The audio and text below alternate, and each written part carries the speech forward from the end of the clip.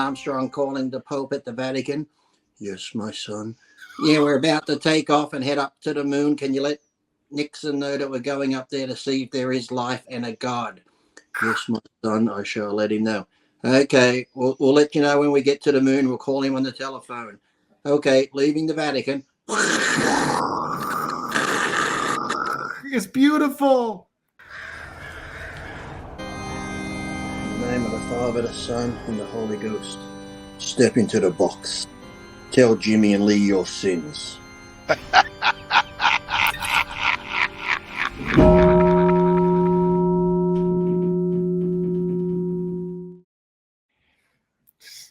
Never gets old, does it? Watching those liftoffs. I tell you, it's nice to be a part of history, to witness that module taking off to the moon from the Vatican. And when it gets there, he's going to see if there's like signs of life and God on the moon. It's just spectacular. It's just more beautiful every time. The best part is that he's going to give Nixon a phone call. Yeah. When he gets there. I just had to turn my Wi-Fi off because the technology today is really bad, but it's a good thing those landlines made it to the moon back then. Oh, yeah, definitely, yeah. Yeah, because he actually picked the phone up off the desk and was talking to them, yeah. Like it was like Commissioner Gordon from the Batman TV show. No, there was no gap in the when he spoke, it didn't take 5 minutes for the guy to respond because it was like instantaneous, the phone call and it was great. Yeah. They could have just used those tin cans with the string on them from the other room. Yeah, I did that when I was a kid. We used to put the string on between the cups. That was great. Yeah. Yeah, that's what they should have did. But yeah. Well, they just recently had a moon landing. Yesterday they landed that. One of Elon private Musk's company. Yeah. Yeah, private company out of Texas, man. They shot up some kind of a I don't know what the hell it was. It almost looked like tin foil and shit landed on the moon. It looked like a fridge wrapped in tin and orange foil, and just it looked like my lunar module pretty much. I just showed you there that I put a lot of time into building. Yeah, the only thing that was missing was the moon in the background. That's what they put. They put like a half a moon in the back there. Yeah, but isn't it funny? I heard on the radio they're doing all this stuff like through the Orion belt. They're doing all these things and sending all this stuff up there so they can get information to know when they're sending humans up, they'll have all this information. I'm thinking, when you already have that information, you sent people up in pieces of shit in the 70s. Wouldn't you have all this 69. info? Yeah, 69. And that's, so I was like, where's all this info that you had when you sent people up back then? With all the technology now, because they're like, oh, we need to know how the humans can do this and do that. It's like, you already sent them up, didn't you? So where's the information? I know they lost all the footage of it all and stuff like that, because, a very important thing like going up to the heavens and landing on the moon, or the good footage, you just lose shit like that. It's like, someone deleted it. Yeah. Right. Yeah. Yeah. Well, the greatest thing is I didn't hear anything about the launch until they were like already there. And then they said that they had a problem with the navigation system, and that it landed kind of next to a crater. So I guess the crater's like this, right? So it landed next to the crater, which was along a wall of the crater, and they were having communication problems. It was very, very, little communication. So they couldn't really send pictures, or, how conveniently, it landed like that, which to me, me personally, my confession is I don't believe any of that stuff. So, that's what. Did you see the pictures? They look retarded. I saw one look like the surface of the moon. It showed. It looked like file footage from back in the 69, 70. And they're always losing communication and stuff. So even when what's his name, Elon Musk, when he launched his spaceship out there, and then the cap opened up, and there was a Tesla and a dummy sitting in the car, and the greatest thing was it flew by the moon this way, that way, this way, that way, all these, and then they announced, of course, when the spacecraft with the dummy in it, with the car, past the moon, they would probably lose all communication with the rocket. Of course, they're gonna lose communication with the rocket when it passes the moon. Absolutely. It's all. I think they're gonna stage something in the future That's why they're prepping us with the Mm. moon landing they just did, and they're getting us ready. You know, we had some kind of a cyber attack here, Lee, in America. We had Mhm. AT&T went out for like, I think, a Oh day. yeah. Yeah, people couldn't communicate or We whatever. actually we had that here. Isn't it funny? We had that here a month ago in Australia, You but did? it was called Optus. We have Telstra and Optus. They're the two biggest, and Virgin Mobile. But Optus went out for a day in Australia here, and they said it was some sort of thing, and because people were complaining because no one could do the banking, or the businesses that ran through the Optus Really? networks had to close their stores because they couldn't use any of their cards and shit to take money from people. It was about a month ago. Our big carrier here had a big thing, yeah. How long did that last? Almost a day. Wow. Man, they're See? getting ready. They're testing the systems. Yep. Mm-hmm. They're testing the systems. Yeah, they're gonna Ready, launch getting ready for Project Bluebeam. Yeah, Project Bluebeam is going to happen, and they're going to launch a fake alien invasion. Mm. That's coming. That's coming. Yeah, the people better be So getting ready for that. the car with the dummy in it is still just driving around in space. Yeah, nobody knows where it is because Elon Musk said that it was going to lose communication as it passed the moon and then voyaged out into space. It was going to, Well, if there's aliens out there, just imagine there is an alien ship and they look out their window and they just see this dumb fucking car with a dummy in it going past. the aliens are going to say, that's the idiots from Earth. They sent the ship out here with a dummy in it. That's the limit of their intelligence.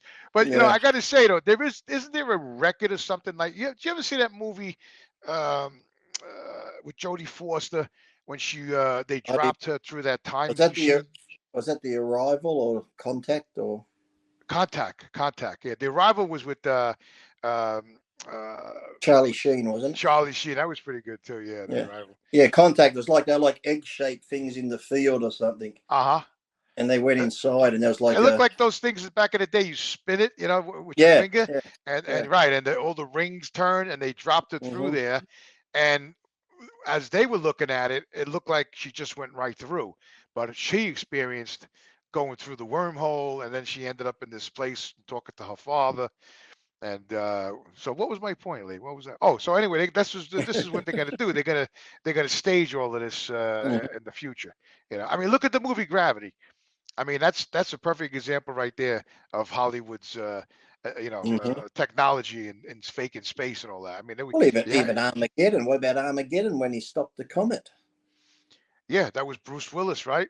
Yep. Yeah, they made that. There was the other one. There was the other one too with Clint Eastwood and the other old actors, Space Cowboys. Remember? Oh yeah, that's on Netflix now. Space Cowboys. Yeah, I didn't see that movie. I have to watch that. It's pretty good. It's a pretty good one. That one.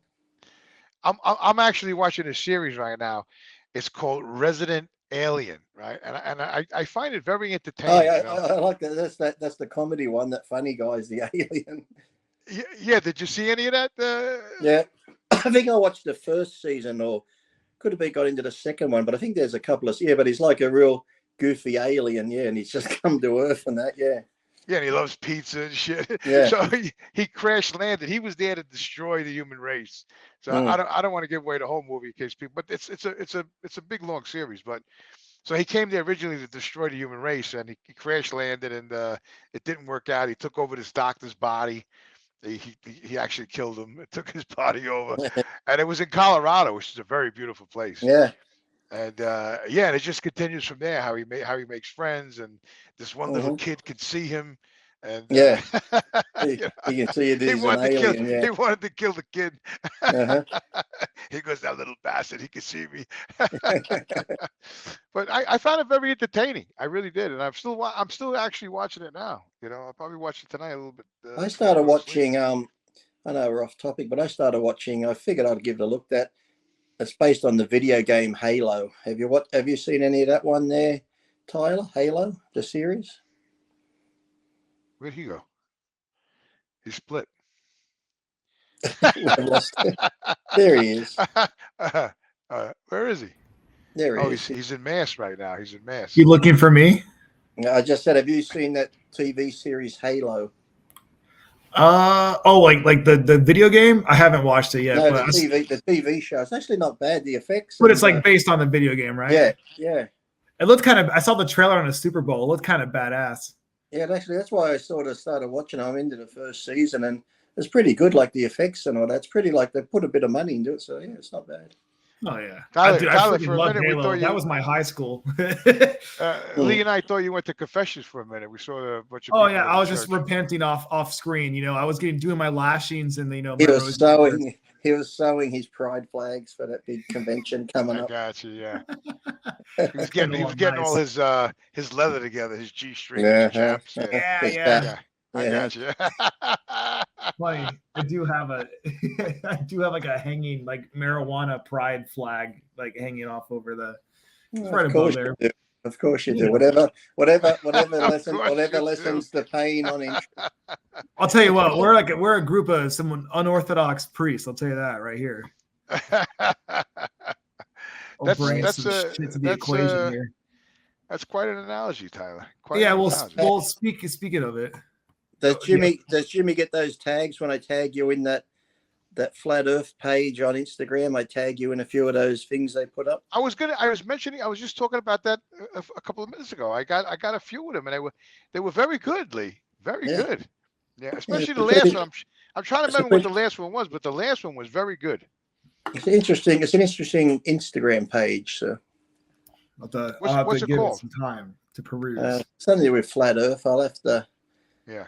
When I tag you in it, the name of the page should be there, so just follow it. I'm going to go back tonight and look at it again because you sent me several of them, and the last one I really enjoyed a lot. It was a good one. I forget what There's it a was. couple of them had like the curvature of the earth, the horizon, but then you could see further and something, you know. Yeah. You sent me about 4 or 5 of them. They were pretty good. They're pretty good. You guys like this new background? It's when you guys what we're in right now, if you haven't noticed, is general mass. Yes. I see that. I see the altar in the front. Yeah. I see all ready the for the sacrifice. Yeah. I see. Well, and there's your congregation all around the lead there. Yes, look at them. I like it. Look at that nice old lady there. Hello. So basically, that's what's going on upstairs. We're downstairs, right? Yeah. So as you've seen, I've added in the beginning. Can you go back to the congregation then for a minute, please? Yeah, sure. You had something to say to me? Oh, there she is. Look there. There's old Elder Elizabeth. See her at the back there, the little old grey-haired lady. She's a lovely lady, Elizabeth. Yeah. She's a saint. Is that the one with her head down? Yeah, the one just in the back there, the very back with the grey hair. Yeah. Repenting. I see a lot of grey. I see a lot of grey hair. She puts in $100 in the collection bowl every week. She's lovely. She makes us some nice cakes and scones for the little prayer days we have at church. She's a lovely lady. Well, you're looking at, Lee, you're looking at people that have hours to live. So, of course, they're going to make contributions. She lost her husband, Albert, like 6 years ago. And since he's passed, she's become a bit more into the faith because she really misses him. And she thinks she's going to be with him, but I know Elizabeth's history, and she's not going to meet. She ain't meeting up with Albert. Let me tell you that. She's taking his Social Security money and she's donating it to the church, figuring she'd get in good with the Lord, by donating his Social Security. She's trying to buy away through the pearly gates with the cakes and bombs and that. Absolutely. We got to really look into this. That's listen. That's everybody. I don't know what it is like. That Burt Reynolds movie. I forget the name of it, but he was out in the ocean and he was drowning. Smokey and the Bandit. I'm not sure if it was Smokey and the Bandit because he was in the movie. He was in the ocean. Deliverance. No, it wasn't Deliverance. No. You're spitting down movie titles now. He was swimming. He was drowned and he was far away from the shore and he was swimming. He was like, God, I'll be a good man. Don't let me die, please. I'll do anything you want. And then he kept swimming. One Flew Over the Cuckoo Nest. No, that's with Jack Nicholson. I just watched that the other night. But the point is, I know you're throwing all these titles at me. I love that movie. Misery was. What's her face? I always forget her name. James Caan. James Caan. Was it the movie Jaws? James Caan was in Misery. Yes. And Right? Kathy Is it Bates, she James did an Caan? excellent performance. Yep, it was. And Kathy Bates, yes. Yeah, she was so horrifying. I like Norman Bates. And then and what was that movie Oh, with the? Anthony Perkins, wasn't it? Was it? Yeah, Anthony Perkins. Yeah, he played. What was the name of that movie when he knifed his mother in the shower? Psycho. Psycho. Oh, Psycho. Yeah, that was great. No, his He had mother was already dead. He killed. Oh, That yeah, right. wasn't that Janet Leigh? That was Jamie Lee Curtis's mother in that movie, wasn't it? It was. I think that's Janet Leigh, the one that got killed in the shower. I think that's Jamie Lee Curtis' mother. Jamie Lee Curtis. She played in a lot of horror movies, right? Friday the 13th, Oh, Jason. No, she was in all the Halloweens. Oh, the Halloweens, right? The Halloweens. I knew it was one of those. They're similar, Halloween and Friday the 13th and all that. How dare you? They are not similar. Jason Bourne. Freddy Krueger. Yeah. Did you ever see the one Jason versus Freddy? That was a good one.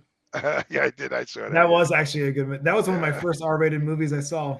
I'd like to know who like dreams up in these movies. They must have nightmares as children. Oh, you know, speaking of that, you guys want to see something fun? Check out one Yeah. of my favorite picks that I got. One of my favorite movies I got from VHS Fest. Oh, Tales from the Crypt. Oh, I love that. Keeper. My wife watches them still on TV. Hell yeah! I It's actually met the Crypt Keeper one time at Home You Depot. serious? His Of all ex-mother-in-law. Well, he looked like the Crypt Keeper anyway. Oh man, it was like adult Goosebumps. It's crazy. It's like Goosebumps with boobs and profanity. It's amazing. Or I remember the I other actually show met too. I met Remember- Jesus Christ at Home Depot. I met him. Remember, You met everyone at Home Depot. remember the other good movie that had the animal in the box in the beginning? It was, remember that show, The Creep Show? Creep Show. Oh man, I didn't remember it until now. Shit. That had a couple of different stories in the movie. Remember, one of them was that like ape thing in the box that was like eating people. Oh, that was dude. You're literally like you're rekindling some memory from like being 9 years old. Yeah, I gotta find that. I when you mentioned that, Lee, I was thinking about that movie with the plant. It was a giant. Oh yeah, that ABC Little more. Shop of Horrors. What was it? Little Shop of Horrors or Day of the Oh Dead. yeah, but he had to go out in the street and bring people back because the plant Yeah, had to eat. that's a great movie. Good music. But did you ever see? I think they actually made a TV series of it as well. But there was one called Day of the Triffids. I don't know. Google it, Tyler. Day of the Triffids. They're actual plants, and I think they came down from space, and they could spray this stuff at you that paralyzed you and killed you. It's an old black and white movie, but then I think they remade it, and then they made it into the BBC in London made a TV show out of it. Day of the Triffids. That's like the Body Snatchers. The seeds came from outer space. Day of the Triffids. Triffids. Like this. Do we Yeah, see? that's an the actual plants. movie. Look at Yeah. that. That's awesome. This looks great. So these are plants that came out of space, Lee? I think so. They Cinema certainly have to them, yeah. That's the original. I think they did a remake, but then there was actually a TV series which wasn't too bad. That sounds so fun. So This funny looks when you like watch the this looks original. like an old time movie, Lee. It looks like Yeah, something I imagine this was like during the era of like Creature of Black Lagoon. Yeah, and the Yeah, original the crawling- Blob, the crawling Blob and all eye. that. How about the crawling eye? The original Fly. That was good too. The Eyes of St. good. Charles. You ever see that one? Yeah. It was, You who know, was in the original Fly? Was that Vincent Van Price in that one? Oh hell if I know, but it's excellent. Vincent Price, I think he was in the original Fly movie, wasn't he? Or I can't remember, but I know Jeff Blum. Goldblum, yeah, he did the remakes, yeah. Goldblum, yeah, he did the remake. Yeah, it was pretty good. I like Jeff Goldblum. He did the Jurassic Park. Yeah, It was Vincent great. Price was in the original. Yeah, Oh, that's what I was gonna say. I was gonna say was off the tip of my tongue, Vincent Price. Wow, man, I still got some. You know, it's amazing. I can remember shit from years ago, but I can't remember yesterday. You know what I mean? It's crazy. I can don't tell you know, what you're doing yesterday, Jimmy. You sent me videos. You're driving the truck over Oh yeah, that's right. Yeah. through the city. Did you like all those videos, Lee? Yeah. Yeah. It was a rainy day. You know, I just want to let you know that I put my life on the line for those videos for you, okay? Yeah. Because I got to hold the steering wheel and look straight ahead. I get What? to see the city lit up at night. It's in the morning. It's beautiful. It's nice, right? It really is. What was that like thing you showed me? That like structure, like an epitaph type thing, like it looked like a thing for a memorial.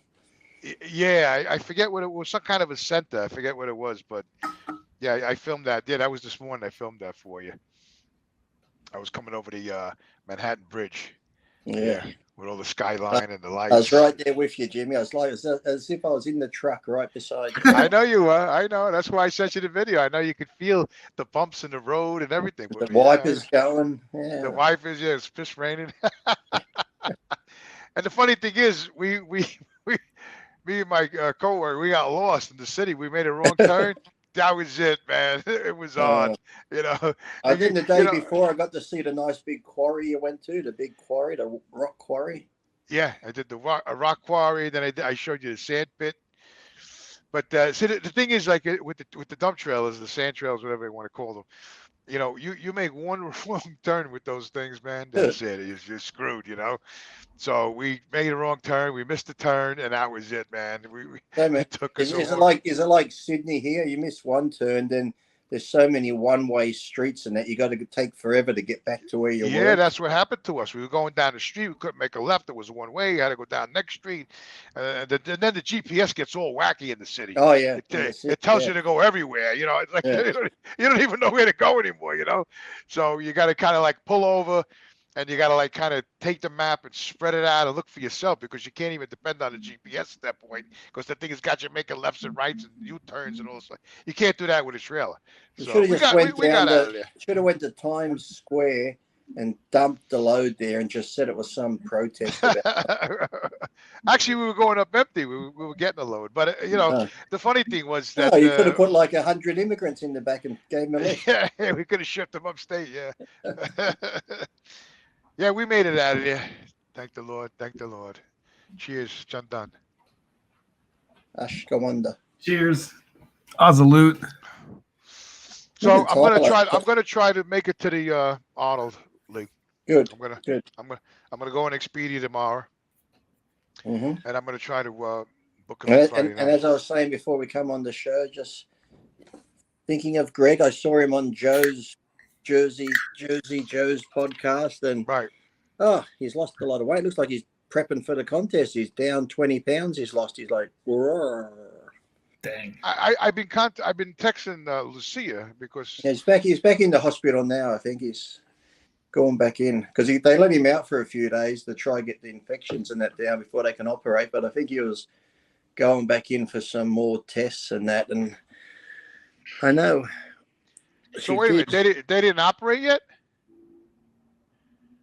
No, I was just reading. He's just dehydrated at the hospital, and they gave him. So he didn't have the surgery yet? No, I don't think so. Not the. I gotta talk to Lucia, man, because I gotta get information out of her. I've been texting her. You know, she's got to get a little more with it with me. Mm-hmm. You know. Yeah, but it's odd if you see even if Tyler can quickly look at it on the Jersey Jays or whatever podcasters are part of. Jersey Joe or Joe Jersey. What was it called? Yeah. Jersey Joe, right? Jersey Joe. You see him on there. He'd swear he's died for a contest. And it's like, whoa. Isn't that Joe's brother? Yeah. No, yeah. Joe. There's Joe and George. George has the boxer one, and Joe's the one that you met when you came to see me. Yeah, I know Joe. Yeah, I didn't meet it. Did I meet George? I don't think you met George, have you? No. Right.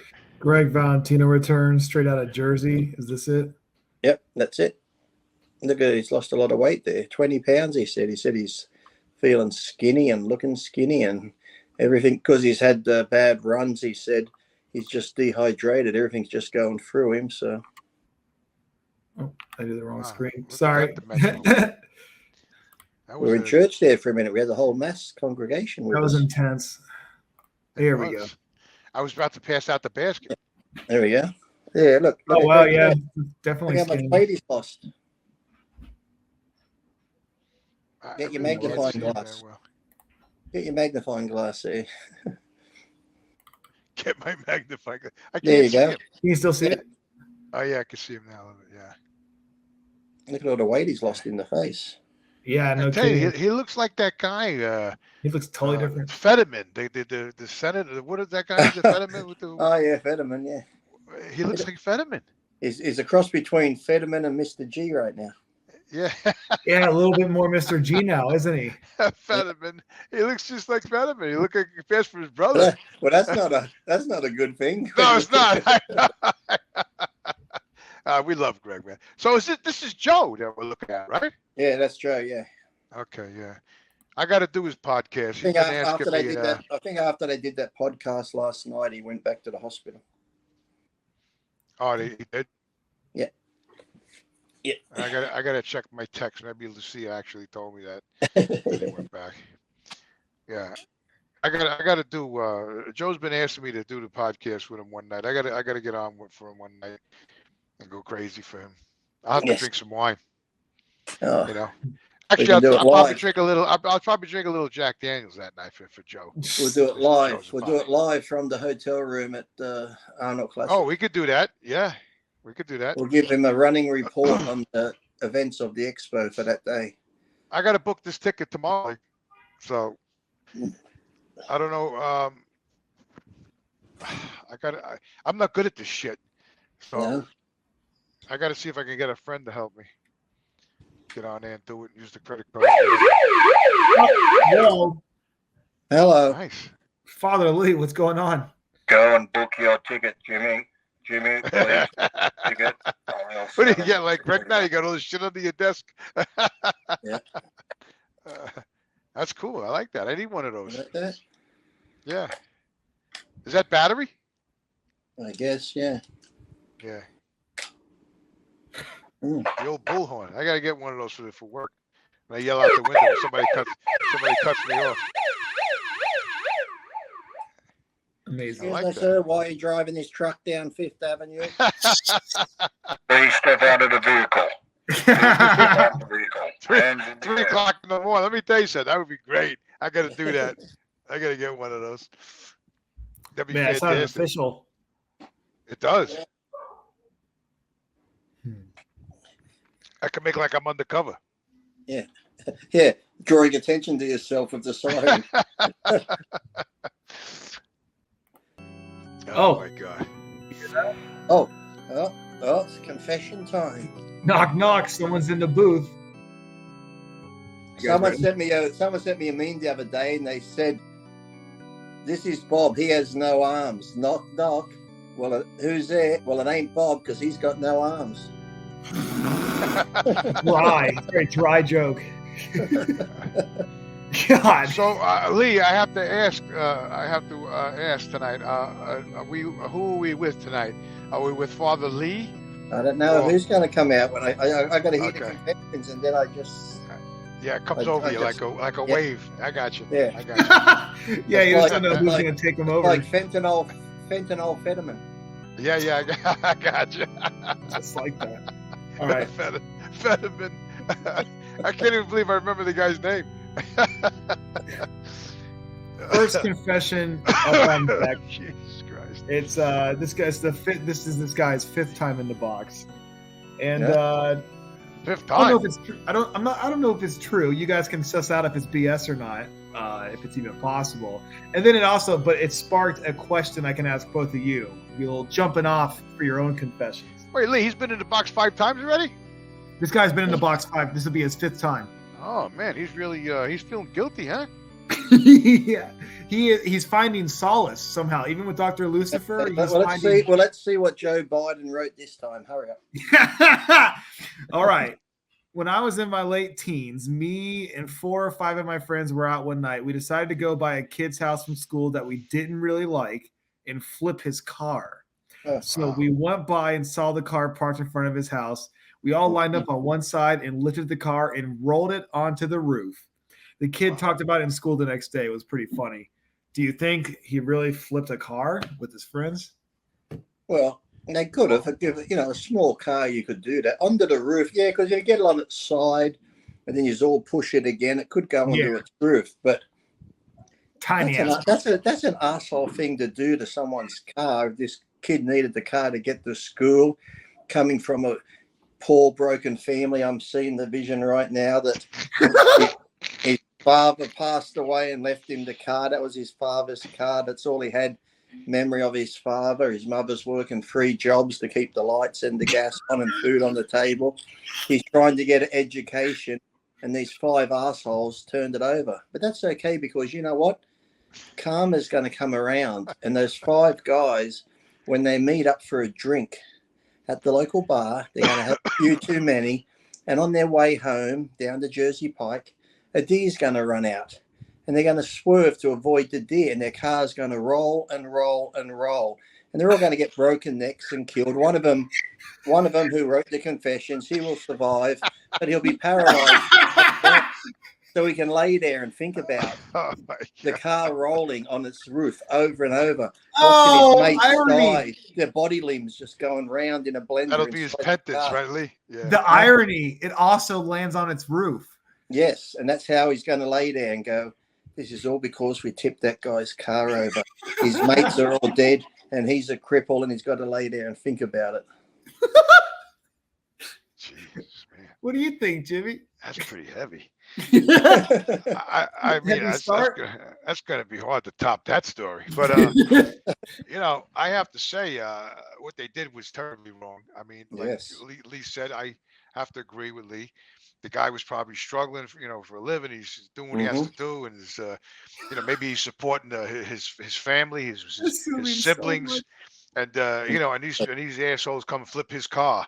I mean, I think that's terrible. And I think there is such thing as karma. I think that eventually, back in the day, that the guy that actually had the idea to flip the car, that he will be on an intersection one day, and he's gonna go through the green light, and some tractor trailer is gonna run the red, hit him, and roll his car over and over and over as the trailer keeps hitting his car, rolling him over and over, and then he's gonna end up, like Lee said, on the roof of his car upside down, all screwed up, broken neck, arms, legs, and then he's going to have to lay in the hospital and think about what he did to that poor kid that day. It's going to come back to him. It's going to. And the irony of it is, they're going to find out that they got to take his legs off because they were crushed beyond repair. And the other bit of irony about this is, because that kid was studying hard and his car got on the roof, his mother had to buy him a bike, so he had to ride. He had to ride to medical school. So now when this asshole's laying there all crippled,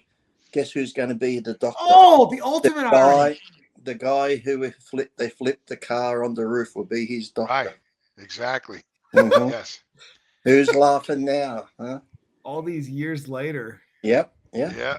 He's going to pay the price. He's going to pay the price. And dearly, ultimately, we all do. We all do. We all pay the price. We have to pay for our sins. We have to pay for our sins. You got to pay the piper, don't they say? Whatever. You got to pay the piper. All right. Well, that leads us. We can transition into a confession. Maybe both you have.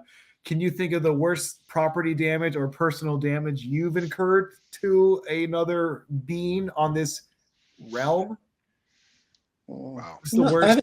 Anyone. I remember when I was younger, there was a bus at Walls End, like a bus, and we used to go in there. It was parked behind the funeral home, this big bus. And we used to go in there and just pretend it was like our bus in a cubby house. One day they wouldn't let me in. So I went, well, fuck you. I dragged the mattress from the creek that was behind there into the bus. I threw a match in it. Thought I'll just start a little fire. No Let way. me tell you, this bus went up in flames. I took off home. I'm standing on the front balcony with my mother. There's black smoke billowing up from down the main street. I wonder what's going on down there. I said, I'm going to go down and have a look. So I go down. The asset returns to the scene, of course. And I'm standing there. There's 5 brigades there trying to put it out because the bus is almost going to catch the funeral home on fire. This old guy's like, probably some young little bastards did this. And then I'm like, yeah, probably, huh?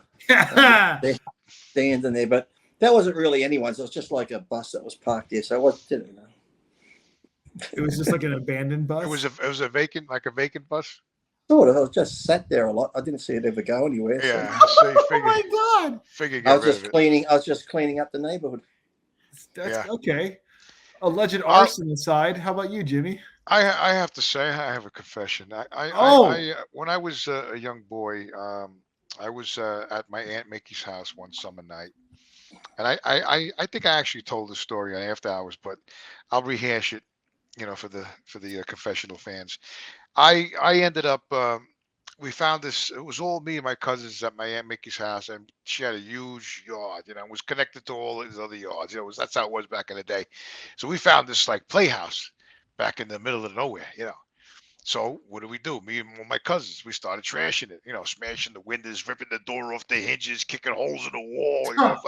Then we actually started a fire. We lit the thing up. It was half of it was on fire. So anyway, the kid next door, it was his playhouse.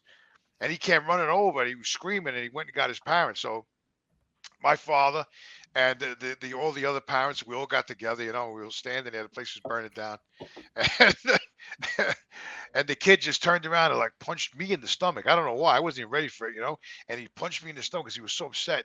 And I lost my wind. I was trying to show that I didn't, I was trying to take it, Yeah. But that wasn't the worst part. So after that was all over and, we destroyed the kid's place. We went back to the house. My father told me, to sit in the kitchen and don't move. Yeah. So that was it. I had to sit in the kitchen and I didn't move. Oh, So then I don't know what happened. My father came into the kitchen. I guess he decided he didn't want me in the kitchen anymore. And he told me to get out in the car. So I went and I sat out in the car. So now I'm in the car. So my grandmother comes out because now it's nighttime. It's getting cold, Yeah. a little cold. It was summer, but it gets damp at night. So anyway, my grandmother comes out. She said, "Jimmy, come in the house," because I was out there for like hours by myself in the car. Come in the house, come in the. So I went in the house and I sat back in the kitchen. And I was just sitting in there, and all of a sudden my father comes walking in and he sees me in the kitchen. He goes, "What are you doing here?" I'm like, ah, and he goes, "Bum, bum, ping," right? And I went flying off the chair. I went down the stairs. He was kicking me all the way down, finally back to the car. I get back in the car and I'm in the car and I'm not moving, And all of a sudden my mother come out, she's. It's about an hour later, half hour later, she comes out. "Jimmy, come in the house. Come on. I don't want you out here in the car." I'm like, "I don't know, Ma. Come on back." They just let you get belted again. You're not some sick fucking I went back in the house. I sat in the kitchen. My father comes walking in. He goes, "What are you doing here?" I'm like, He goes, "Bing," down the stairs, back to the car, So after all of that, my cousin comes out. He passed away, my cousin Jeff. Anyway, he goes, "Jimmy, come on out of the car. Look at the stars. It's beautiful." It's probably like midnight this time, "Come out of the car. Look at the stars." I said, "Jeff, do me a favor.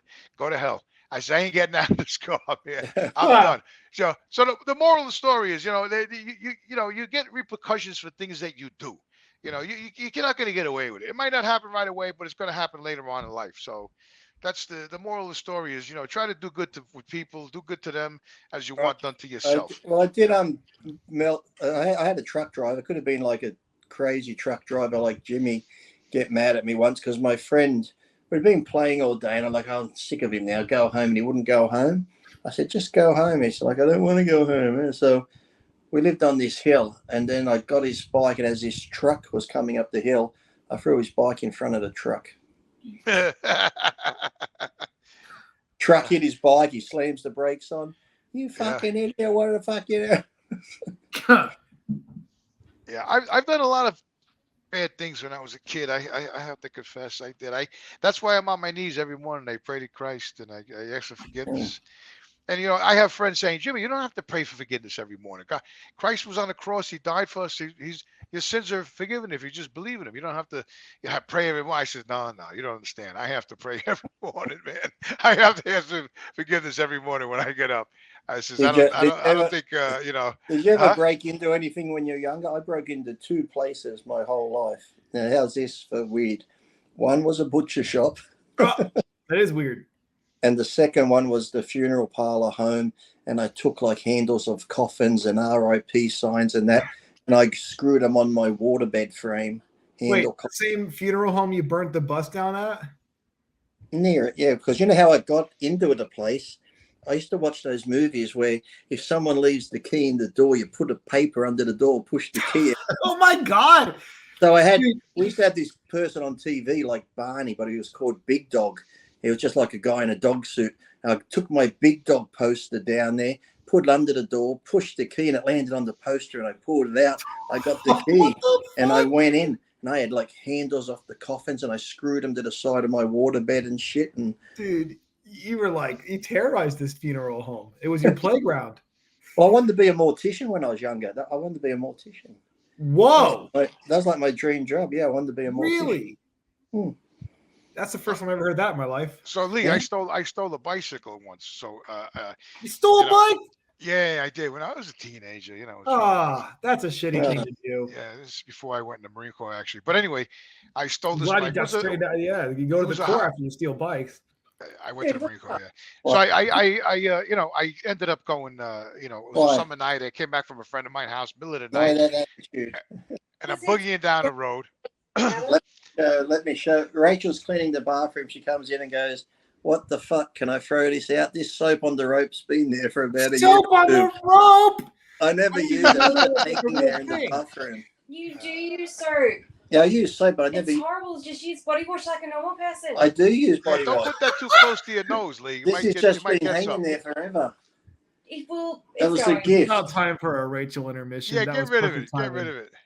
Have you been drinking? Yeah, and stop using fucking chocolate powder as well. It's also gross. Why can't I use talcum powder? I put it in my pants so you don't get all musty. Soap on a rope. Oh, Soap on a rope. Cleaning the bathroom, she's getting mad at me. She's telling me I can't even use talcum powder in my pants. Soap on a rope sounds way cooler with an Australian accent. Soap on a rope. Oh man, I'd buy that product. Soap on a rope. Let me finish my confession here. I and got use cut off. soap on the rope. Bend over and pick it up quick. So you don't get my dick. I'll drink to that. Can I finish my confession? Yeah, sorry. about the bike. Yeah, the we had a bike. fun little Rachel intermission there. So I stole this poor bastard's bike, and I was boogieing home, and it was late at night, and all of a sudden this dog come out of nowhere, and he's coming up on my right side, and he's barking, and he's biting my foot. I couldn't get away from this dog, and I kept looking back down because I was trying to kick him, as I was with the bike. And all of a sudden I look up, and here's the back of a pickup truck, man. Wham, with the bike and everything, right into the bike was destroyed. My head hit the back of the truck. I limped home. I had no bike, and I said, "See that? I paid for stealing that bike. I almost got killed." And the dog almost chewed me apart but he got scared because after I hit the car, the dog took off. Thank God, because he probably would have started chewing me apart too. Jimmy would have been knocked out, and he woke up, and the dog was humping him or something. Yeah, that'd rip my face off. You know what I'm saying? Anyway. You have to admit that how many times dogs love bikes? It's like or cars. Or hate them, and they're like, I gotta stop them. The wheels, they chase them, don't they? They chase them. But we always used to have this dog in our neighborhood that we knew would always come out, so we would deliberately get speed up and we'd get really close. They would go past, and he would come out, and you have to go fucking so fast to outrun the dog. We'd deliberately fuck with this dog all the time. Lee, we used to have this game. It was called Read the License Plate, right? So when I was a kid, I always rode the bike, and I always had people on the handlebars or on the back. I was that's why I got such strong legs. I had a siren. I had a siren like that on my bike, and then towards the end, I put a little battery on my bike, and I had a CB radio on my bike, and I could talk to the truck drivers when I was riding my bike around. That's incredible. That is pretty impressive. That's pretty impressive. How old were you when you did that? Probably like 10, 11. Used to ride around, and my mate, he had a milk crate on the back of his bike with a big battery in it, and he had a CB radio. Incredible. So he'd ride all over town. I'll be like, "Yeah, Dave, where you're at? I'm up at Nanny Goat Hill. All right, I'm down here. We'll be on the CB radio." And sometimes the truckers would be like, "Get off this fucking channel." I was gonna say, did you shoot the shit with them, or did they hate you guys? Sometimes, no, some of them knew. My friend Dave, they all knew him. He'd know them all off by heart and be talking to them all. And that's pretty funny. So anyway, I don't know why, because I would guess I was talking about the bicycle. So I used to play this game called Read the License Plate, right? So we used to get stoned and drink, and then we used to ride all over the place. So the game was, the guy was sitting on my handlebar. I used to drive. It was a 10-speed, so I used to take the handles and pull them up, and tighten them. So this way the handles, you can sit in it and hold the handles, right? So the game was, you come down the road or the hill or wherever it is, and the guy, you got to head towards the parked car, and the guy has to read the license plate Otherwise, you drive straight into the car. So most of the Wow. time, the guy read the plate, and I would swerve out of the way like the last second. You know what I mean? But one night, this guy John, a friend of mine, he got on there. He was new, to the game. So my friend Jake says, "Let No, John do it." was that blind John? I remember blind. Yeah, yeah. So naturally, of course, I'm coming down this big ass hill, and there's a park car. And I'm saying, John, you got to read the plate. He's going, 5-3, B7. And he couldn't get it, and I hit the back of the car. And he went flying into the back windshield, over the top of the hood. You know what I mean? I got banged up too, but that was the crazy shit we used to do. We had nothing to do. We smoking pot, drinking beer, driving around the neighborhood. It's the crazy Kids shit you don't come know up the with. enjoyment. Now they just sit inside on video games and safe. I almost grounded one of my friends. We had this flute. We stole this flute out of this guy's house, right? And we were going to sell it for like was that the magical flute from HR Puff and Stuff? Yeah, right. Yeah. So we were going to go hockey. We had this great idea. We're going to hock this flute for $20 and buy a little bag of weed, right? So we're driving down this main road over here, Jericho Turnpike, pouring rain in the summer, right, Lee? And it's this giant puddle, and I'm pedaling through the storm, and I go through the puddle, right? I didn't know there was a giant pothole in there, and I hit the pothole, and my friend Jake went flying off the handlebars, went underwater, and I ran him over with the bike. All I saw was his little yellow shirt under the lake, Wait. Crazy shit, man. Crazy. Well, what happened to the flute? Yeah. We took it. We still took it there, and the guy gave us the $20. We completed our mission, and then we got the little bag. We were like all bagged up. Jake was bleeding everywhere, but we got the weed. Took all the pain away. The bag of weed eased the pain. Bag of weed, soaking wet, bleeding. Crazy shit that we did when we were kids. Where the hell did fucking see how you say a flute? Now, where the hell did HR Puff and Stuff pop into my head? That old TV. I don't know. That's pretty interesting. That is pretty interesting. How would you? Well, because you're a movie buff, so do you remember HR? You remember HR Puff and Stuff? Yeah, of course it does. The Harry Potter movie. No. HR Puff and Stuff. It was a TV show, and Witchy Poo used to be on it. Tyler, Google HR Puff and Stuff, and he used to carry. I thought Hufflepuff was Harry Potter. And he'd be like, Jimmy. The flute would talk. Hey, Jimmy. Actually, the guy's name was Jimmy. Said a flute would call him Jimmy. Hey, Jimmy, HR Puff and Stuff. I remember when I watched the Harry Potter series. The guy in the show looked a bit like that Cassidy, who used to be on the what's that TV show that had the Cassidy singer on it, the Partridge Family. He looked a little bit like there it is HR Puff and Stuff. Lee, what kind of childhood did you have? What is H&R? Look at that thing. Look at that terrifying thing. You've never watched HR Puff and Stuff? Look at him. No. There's Witchy Look Poo. at this Witchy Poo. Witchy Poo. I never. She was always after the magical flute. She wanted the magical flute. Oh, I can't blame her.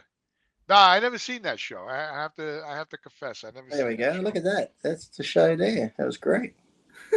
How old were you when you watched the show? Right? This is crazy. That must have been like 5 or 6. What does it say? What year that came out? It must have been in the early. In the beginning, there was a year. 69. 69. Yeah. Look at that. That was the moon landing, Lee. That 69. Yeah. Look at that. They had the moon landing. A lot of innovation that year. Flutes and everything. The flute. They both got their own flutes each. Tyler, could you do us a favor while you're on there? Could you Google what a computer looked like in 1969? Could you? Is there a way you could do that? Yeah, I wonder where this is going. Commodore 64. Well, I'm thinking about the year 1969. I just want to see what a computer looked like. Oh, look. It's not very big. Yeah, there you go. I know what you want to see. This is what you want. Yeah. I remember them being a big point. Yeah, there you go. Yeah. How the fuck did we get to the moon if you tell me a fucking whole room is full of computers? Yeah. And then Lee and I talk about this all the time. How the hell they have onboard computers, man? Look at the size of those things. Come on. They must think we're assholes. They had the buggy on board. They had to assemble the buggy when they got there. Oh, yeah, the buggy. those computers. Yeah, they did it. Yeah. The guy was already waiting on the moon to film Neil Armstrong. Yeah, the coming guy down was the ladder. already there with the camera. Yeah, set up. With the Yeah, he just tripod, waiting up there, get the tripod set up. He's just Yeah. chilling. Not only he was waiting up there when they came, he stayed Smoking a there when they space left tube. too. Yeah, he's Yeah. still there. Yeah, he's still there. He's just waiting on an invoice. And don't too. forget, He's he's probably totally perfectly preserved because he's in a non-atmospheric Well, environment. he's like, well, he's So, he's just sitting there like an asshole, just waiting for that fucking Tesla to come closer so he can hitch a ride. It's like The only it's going roadster. past, and then it goes past again. He's like, fuck, it's getting closer. I got to jump on that car. the one and only roadster. Mm. It just fascinates me. They have these suits that it's 275 degrees in the day and I have to minus pee. 275 degrees at night, but yet somehow these suits were able to accommodate the temperature changes. And also they had huge air conditioning units inside the lunar module because when it was 275 degrees in the daylight, they had to cool that lunar module down. Oh, you could fry And an egg on what it, about the whole and that lunar module? I don't think it had you watch space shows now when they're going out. They got that like airlock where they got to decompress and that sort of thing. Yeah. He just opens up the door on the lunar lander like, hey. Yeah, you just see him kick the door open, then he comes down the ladder with that big box on his back. There's no airlock that like in the movies you get sucked out. And Lee, you look at the lunar module, you wonder how these two guys even got in that thing with that big box on their back and their helmets and all that and shit. the helmet, yeah. And the other thing that kills me is that they're always working on stuff. I don't know, like even like the International Space Station. You see the guy doing the spacewalk, and he's out there floating around, right, like this. And he's doing this shit out there, right? And then he grabs this bolt, and he's got these huge gloves on. How do you listen? I can't even take the turnbuckles off the back of my truck with work gloves on. How the hell is this guy doing screws with these giant gloves on and stuff? It's crazy, really crazy, But whatever, that's my opinion. You guys can think what you want. It's like that old movie. Those magnificent men in their flying machines. They go up to the up. They go down to the down, up, down, flying around.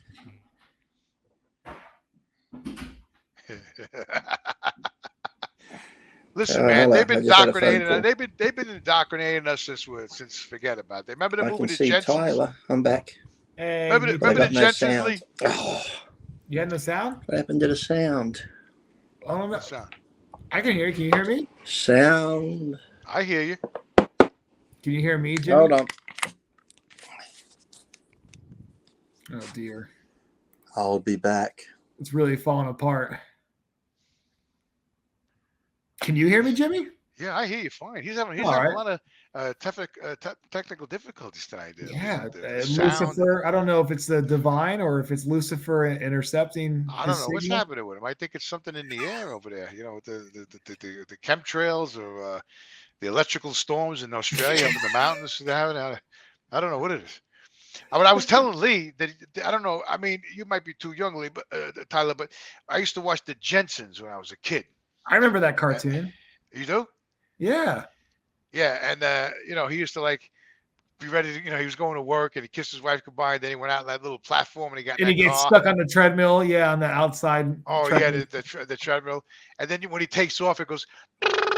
It's So they're indoctrinating us already from kids. You're talking about the Jetsons, right? Yeah, the Jetsons. Yeah.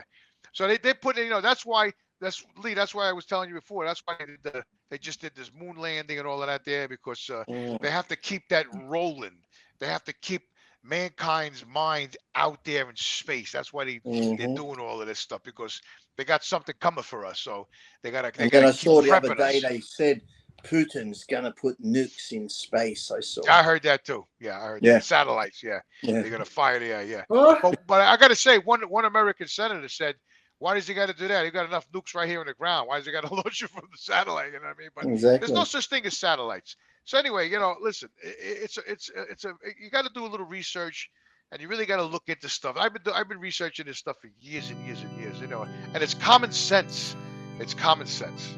Oh, we got a question coming. Go ahead. Yeah, That I is think- correct. I think Tyler's had enough of listening to you. That's the Yeah, we've left general mass. We've entered the confession booth. We must continue. We've got a couple good ones here. Okay, Lee, we got a fellow Australian here in the confession Oh. booth. Oh, hello. G'day. G'day. Good day. He says to you, love to meet Lee one of these days and love the show so much. Keep up the good work. Love Lee and Jimmy. You guys are so real and honest. Make light of situations, which is rare these days. I have a confession, Father Lee and Father Jimmy. So my best friend, who is my cousin, is no longer a friend and avoids me at all costs. Is This this a is male or a female? It's a dude cousin. It's a male cousin. Okay. Mm. This is due to one night where I went out with him and his two sisters. So wait a minute. His cousins' sisters would make them his cousins as well. Yes. Yeah. One of which is really hot. Oh, we got another hot cousin story, of course. This is a common thing, apparently. All right. Anyways, after having wine and dinner at a church function, oh my God, it's all tied in. Ah, well. We Oh, drove you- home. why'd you cut the music? I love when the music's low when you're telling these Oh, I'm stories. sorry. It Is just it sets perfectly the low? mood. Were you It feeling sets the mood. Yeah. All right, it's back. It's a confession. Just never want to agitate any of our beloved viewers. No, I think they like that. I think I like it, so they gotta like it. All right. Let's see. You So went to church. that's right. They had a dinner at a church function, and then driving home, I offer my hot cousin help out of the car and placed my hands around her waist. Ah, Oh wait, where'd Lee go? Is he listening? oh, yeah. All right. She notices this and looked like she enjoyed it. I say goodbye and I head home. Now, how the hell did he know that? I know, right? Yeah. I think he might be assuming a little here. My best friend cousin from then on stopped asking me out for drinks, and he no longer messages or talks to me the same. Oh. The hot cousin is all smiles and seems flattered by it all, and I have some guilt, but I don't regret my actions. Ha ha. Oh. I'm not sure what to think about it all. I've stayed quiet till now. Please, fathers, forgive my sins. You're the only ones I can go to on this matter. Praying hands emoji. This is my confession. Hope to hear from you. Can't wait for the next show. Tyler, you're great as well. Blah blah. All right, what do you guys think? You want me to go first, Lee? You go, Jimmy. You go. I'm going to be perfectly honest with you. I've had hots. A couple of my cousins. I have a lot of cousins, so I could definitely understand what he's talking about. You know, back in the day, you used to marry cousins. You know, that's Yeah. what they did. As a matter of fact, in some states today, I think it's actually Yeah, we looked legal. up the statistic. How many states? Yeah, we did. So I really, I don't really see anything wrong in that. So him doing that and feeling the way he did, I have to say he didn't really commit a sin. I think he just had the, societal sin. just the feelings of a man with Yeah. a woman, and that and it's just happened to be his cousin, but it's no big deal.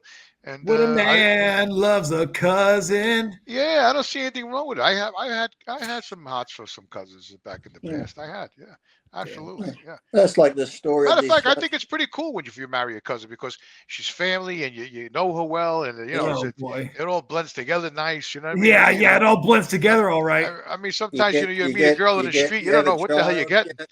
You have a child, you can get special education for, and you can go to Make a Wish Foundation, and Oh, Well, I didn't say Yeah, have children, I mean- Lee. I just said sex and well, companionship.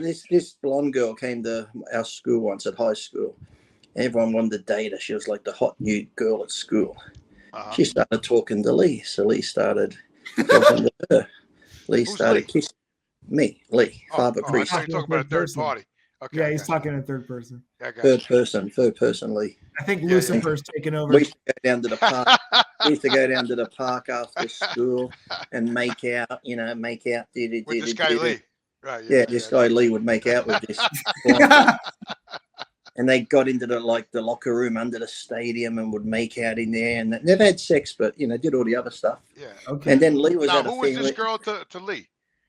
Well, Lee thought there was just the new hot chick at school, so this went on for a few months, Uh-oh. and then Lee went to a family reunion and turned around, and there was this blonde girl at the family reunion, and Lee found out they were cousins, Now, is this the same Lee on the show? and that's the same Lee. Oh! Well, that's a bombshell. So I'm a little confession. confused. Back up a little bit, Lee. So the He made out girl with that his you cousin kind a of bunch. Look at girl this. you- Look at this. Look, this is a pot plant that I'm going to put a plant in one day, but I'm not sure. And this is a magic wand. Look at this. Oh, he's got zingers left and right tonight. Holy shit, Lee! But he's also deflecting. I had no idea he had so a magic touch like that. This Hey, is that, amazing. you know, it's like you know. Can I use that wand on my zipper? Can I? Yeah. Does it work Even the though I was same way? thrown out of Because I need heaven, help, man. Even though I was thrown out of heaven, Jimmy, I still have a few gifts. You know. You do. Yeah, God has blessed you with some gifts there. So the girl that you were courting under the bleachers happened to be your Yes. cousin. Is that what you're saying? Yes. Now, Yes, didn't but- she know? Didn't she know that you were the cousin? No. Or she, No, we didn't. No, we didn't. We didn't know till we went to the family reunion. Oh, I got So you were not first cousins then? Were you distant cousins? No, distant. I think. Oh, because I was gonna say, like, how else could you not know? The distance is all right. I'll You show you, know. I'll show you Yeah, again. it's not as bad. Magic wand. Look, nothing there. Nothing there. Let me see it again. And there's a cousin. Look at that. That's amazing. Magic. Well, so what are the verdicts? Jimmy said it's not a big deal. It's okay. It's Yeah. fine. Definitely. It's beautiful. And It's I say, beautiful. and I say, lay your seeds and let your flowers bloom where you feel they need to bloom. Just make sure it's a consensual seed sowing. You know. Even if it's not a little bit I of. agree, Oh, little bit of- God. I agree with Lee. I say spread the seeds and let them Yes. fall. where Probably they like may she's fall. probably like he might be reading into it more than she certainly is. She might be like, "What the fuck? You're interested in me? You're my cousin." I'm sure she didn't say that. After Lee No. kissed her, No. she's probably still thinking about him 20 No, years no, later. no, no, no, no. I'm talking about our The confession booth. The who? Our confession booth person. Confession. The confession. Oh, him. Oh, we forgot about him. What Yeah, did we you don't, say? he's so certain that he's so certain. Yeah, you did. He's so certain that his female cousin is like reciprocal, but do we really know? Yes. Well, you know, he Yeah. might be hopeful and he might believe in that, and then he sees something like that. That's okay too, you know. Listen, Hey, Jimmy You know, moved they on. always say, Jimmy you know- moved on. well, Lee. I said Jimmy moved on from that confession. He was talking about me. Yeah. He was. Yeah, I got so involved in Lee's story, I forgot about the dude. Yeah, definitely. He didn't do anything wrong. You know, back to him, he didn't do anything wrong. It's perfectly natural what happened to him, and there's no sin. There was no sin committed there, brother. You're good. You're good. You're good. Matter of Well, fact, there you go. if you ended up being with her, you still would have been good in my eyes. So you're all right. Chindan. Yeah. Shindan. Chindan. Well, okay. Shindan. There you have it. One like that. Let's see. What's next? Who's in the booth? Okay. All right. Here's one. My roommate kept eating. A dear father's an altar boy, Tyler. My roommate kept eating my food and taking my drinks from the fridge without asking. Ooh. I wouldn't mind, but at least ask first. After a while, I got fed up. So he's the type that doesn't tell you anything about it. He's going to pee in the drink or do something to the food, isn't he? Oh, yeah, you might have already guessed this one where it's headed. So I noticed he drank lots of my eggnog. Ew. You just keep house eggnog all the time? I thought it only come out of Eggnog is Christmas. disgusting. Yeah, I thought thought that that had was come out only of Christmas. seasonal. Christmas time, wasn't it? He's got a source. He's got eggnog all year, baby. Oh. I haven't had eggnog in 40 years. Yeah. You've had it in 40 years? That Don't you put cinnamon alcohol taste, in the that? Don't you put alcohol in eggnog or no? I want that on a confessional T-shirt. I want. You can get Jimmy's brandy. face You can say, get brandy. I haven't had eggnog in 40 years. Well, it's true. I What? confess. Oh man, yeah, that's a confession. Eggnog's all right, but I definitely wouldn't need it like annually. Here we go. So Nah. what I wouldn't did, have it annually either. No. what I did was I let the eggnog sit out for a few days in my room. Oh, And then after it was rotten, I took, of course, a few long pisses of it. He said he took a few long pisses, but then put in parentheses, urinated, just in case we didn't understand in it. Then I put it back in the fridge like normal. Needless to say, my plan worked. He took the bait and drank some of it. A couple weeks later, he told me he accidentally drank my eggnog and said it tasted funny and sour and that it made him sick. Little did he know he drank my piss and it was rotten. And needless to say, that was the last time he took any food or drink from him. How would you? I'm calling bullshit. Oh, it could be true, but if you drink, you've had off milk before. When you get it near here, you can smell that rotteny type of smell. So I'm guessing if he just took one sip of this eggnog that's been sitting there and got piss in it, he would have only got a sip of it and spat it out. So he wouldn't have actually drank any, because how could you drink it? It'd be curdled, it'd be lumpy. It'd be like cottage cheese, rotten cottage cheese or something. Well, I guess how rotten, and if he wasn't thinking, it was just like sloshing that in there, took a nice big gulp. You know, I don't know if he had kept it down. The cinnamon sort of covered this smell, did it, or what? yeah, maybe. It could be bullshit. I have to confess, I wonder why people do that though. That's the go-to. People like didn't we have a confession about that once before? Someone at their job was stealing their food, so they did something to it or peed in the bottle and they drank it. So yeah, we did or spit in it or do whatever. There must be like the to-go-to type thing, is it? Just pissing in someone's drink. Yeah, people have been peeing in people's drinks since a millennia. Well, that's like marking your spot. That's what you want to do. So, you know, that's why you urinate. It's like a beer. It's an alpha attempt kind of thing to do, isn't it? I'm going to piss. You're marking. You know, Lee, I gotta confess, Lee. When I was a kid, I used to go to a lot of keg parties. You know, and then what's a keg party? You don't know what a keg party is? Keg. Like a keg. You know, the big beer keg where they tap the keg. You're saying keg? Keg. You thought he said keg. Oh, okay, keg. Oh man. What did you think I said? Cake. Like cake, like CAKE. I was like, what kind of weird sex party stuff are you talking about? Well, they could be interesting too. I have stories about that. But anyway, especially when you got to fill it with cream before you eat it. Okay. So anyway, I used to go to these, you know, every week. A kegger. Yeah, keg parties. Yeah, keg parties. Yeah.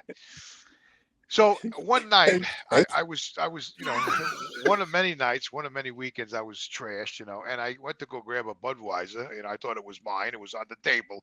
Now, Lee said that you can recognize a rotten drink or milk or eggnog by lifting it and smell it. But when you're trashed, you don't really see any of that. And I grabbed this Budweiser can, and it was half full, and I chugged it, right? And I didn't know that people were putting their cigarettes out. I'm gonna say, people used it for an ashtray, were they? Yeah. And I took that Budweiser, had about maybe 15 cigarette butts in it, you know, and it was like, and I took that beer and I went, bloop, bloop, bloop, oh no, and I almost puked it, you know, because I didn't have any prior smell or warning to what was in that can. I just took that can and doused it. Because you just went right for it, yeah. That actually happened to me, not as bad, but same thing. I thought it was my drink, but it had some cigarette butts in it, and I threw up on site. Like it was like such an immediate trigger. Oh, it was pretty bad. That's like playing soggy cookie, isn't it? Remember those good old days? Soggy cookies. I don't think I want to know. Well, you and five of your mates, you put like a big chocolate chip cookie on the ground. You and five of your mates stand around masturbating. The last one to come what the hell? Has to eat it. What the hell is that? What the fuck is that kind of Australian bullshit, dude? Only Lee can fucking come up with a story that like kind that. That kind of backcountry gay BS. Like, what is Hey, let me tell you. It makes you come even quicker when you know the last one to come. You have to eat it. So the last one to ejaculate eats the cookie? Yeah, after everyone else has. What a fun little sex game. That's a sick ass game. Yeah, that is a sick game. That is demented. That is like really. I mean, I think Dr. Lucifer's out. Oh my God, I could see if there was a female involved and eating. I could see maybe I'm possibly still something. not seeing it, Jimmy. Yeah, I'm not either. I'm just trying to make light of it. I'm trying to make like sense out of it. But that's a totally. No, disgusting you're just thing. trying to rain. You're just trying to rain on my parade, and it's I'm not gonna gonna give happen. that one a. I'm gonna give that one a bell. That one.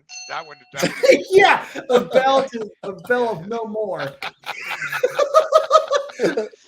Fuck. Hell's bells. Least Hell's priest. bells.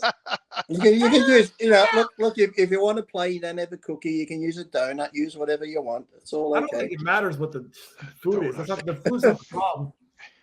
God. I've been in situations. You know what? Yesterday. I'm not even gonna go into that. Forget about it. At least bringing some shit out of my mind. I gotta stop. yeah, and I'm the sick one. Yeah, okay.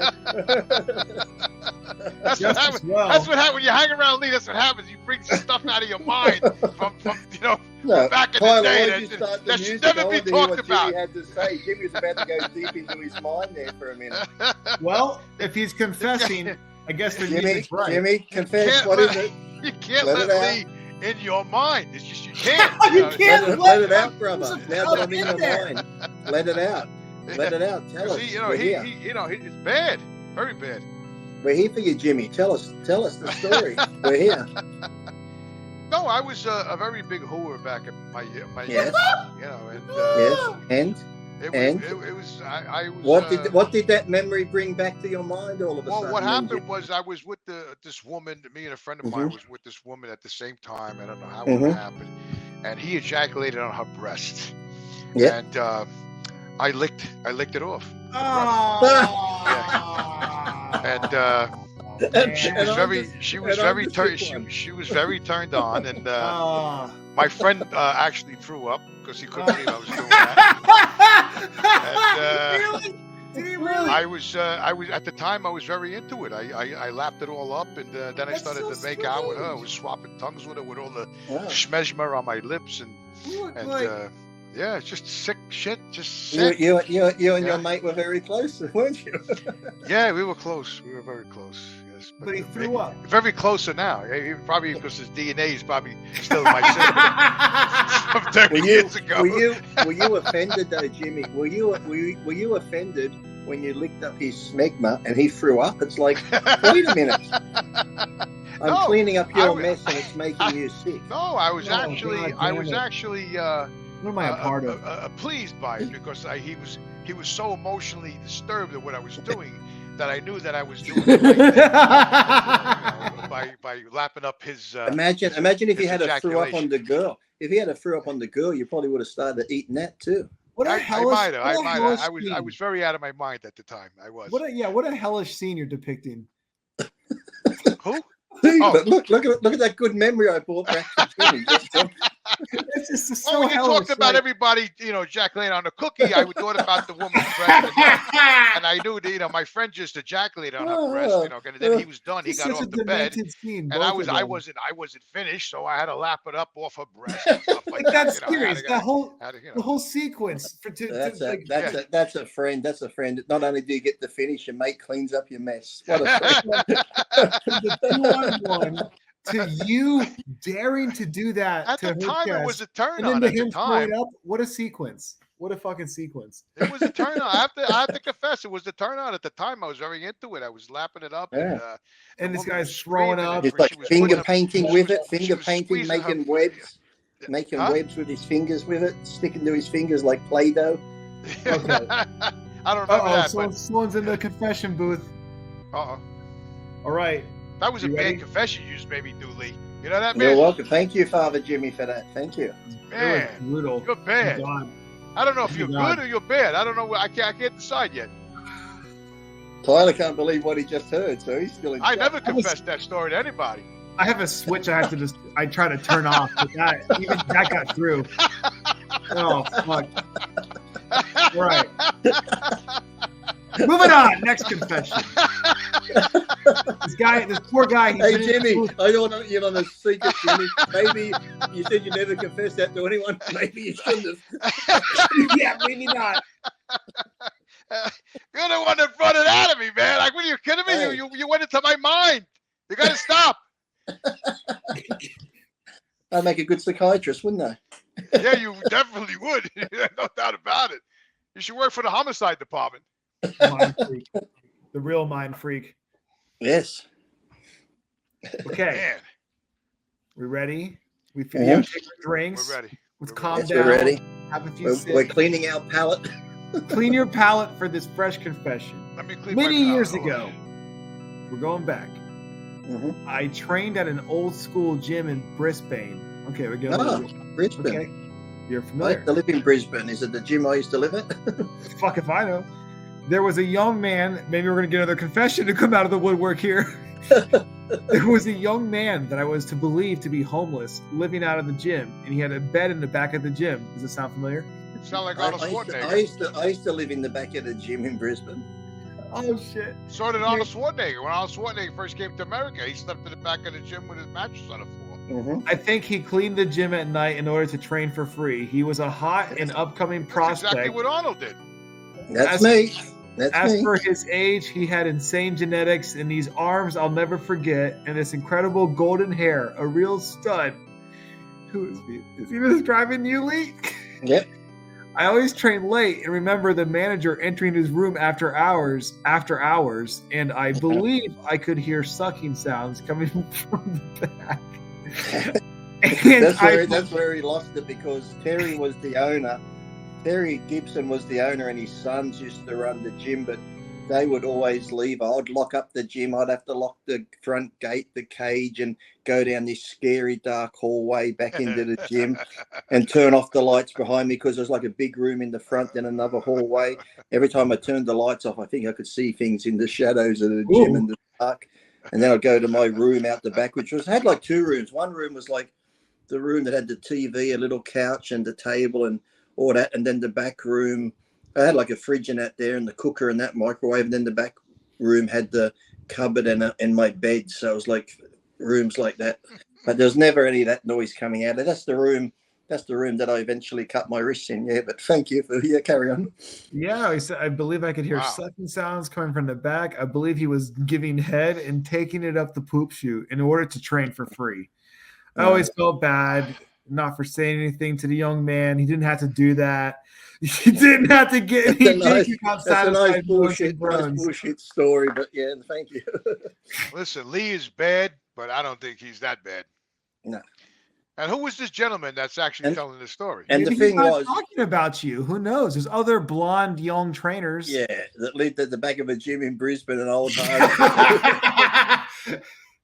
The silly thing is, though, if that was me and that did happen, I would have already told the story by now, so it wouldn't have been like a You secret. definitely would have.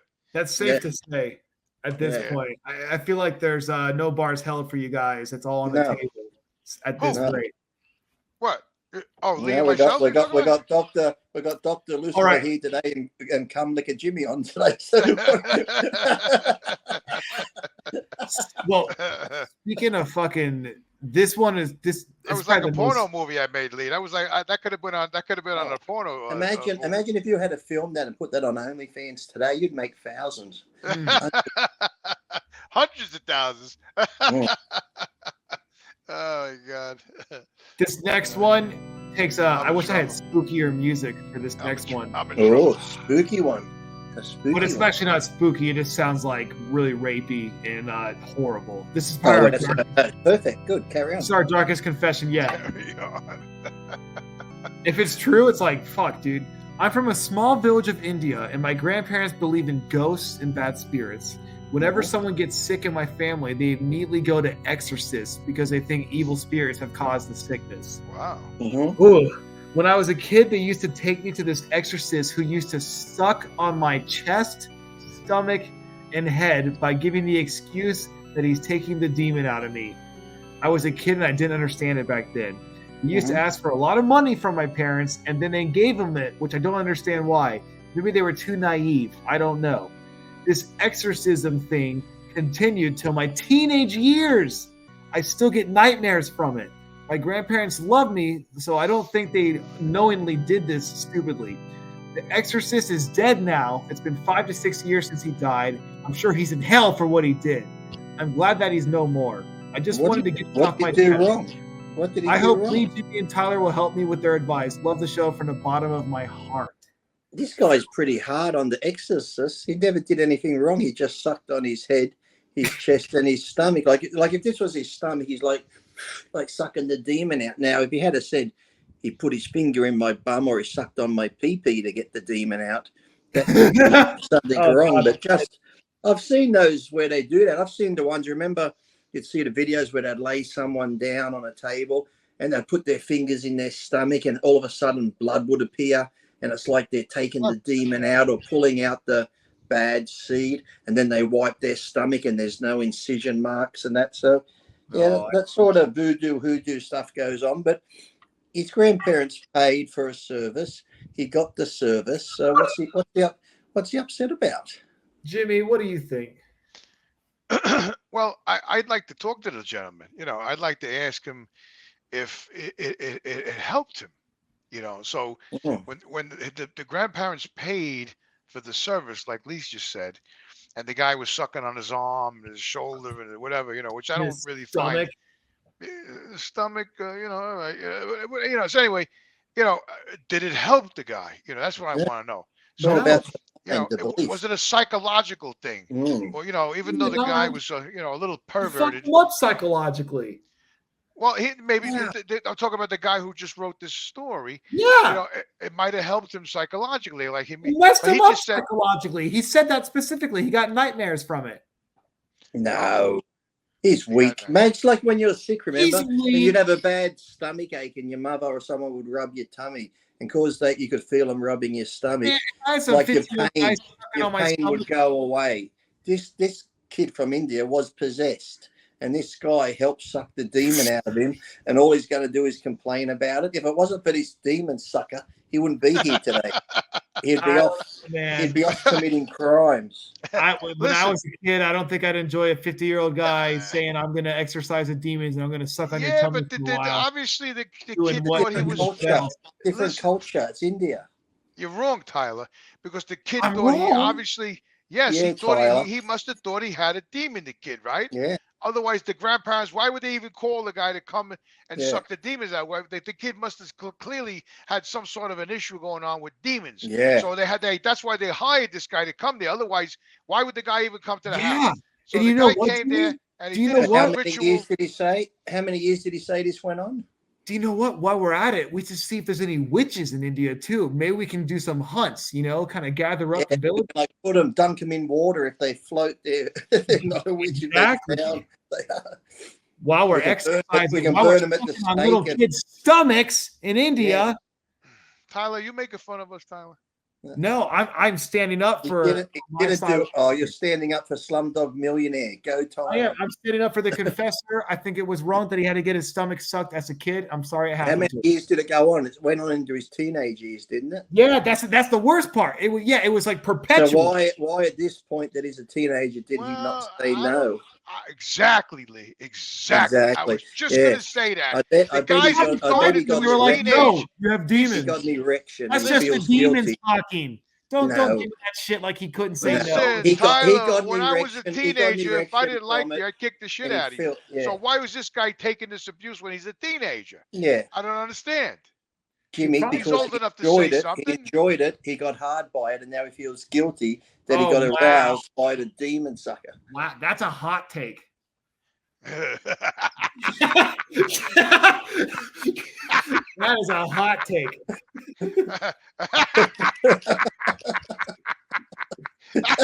Wait a minute. It just came to me. I saw the vision. I saw it too. There you go. That's 2 out of 3. Listen, we're not saying anything bad about the guy. No. Right, listen, you know, he had an issue with demons. The grandparents. You had a little issue with demons. You had to get your tummy sucked. Big deal. Big deal. You know, the poor grandparents, you know, suck it up. They just paid this guy a lot of money. The grandparents show a little respect. Yeah, the grandparents gave their life savings so you could have a good life, demon free. Grandparents are yeah. I mean, show a little respect, man. You know, I mean, the parents went for their lungs to have your demon expelled out of your body. And by this why man's was he lips, with the grandparents and not the parents? That's because he was a demon child. The real parents gave him to the grandparents.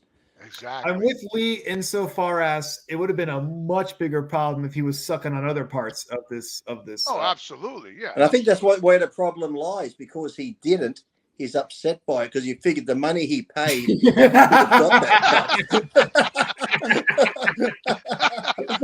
feels ripped off. He feels ripped off. That's what the whole thing is.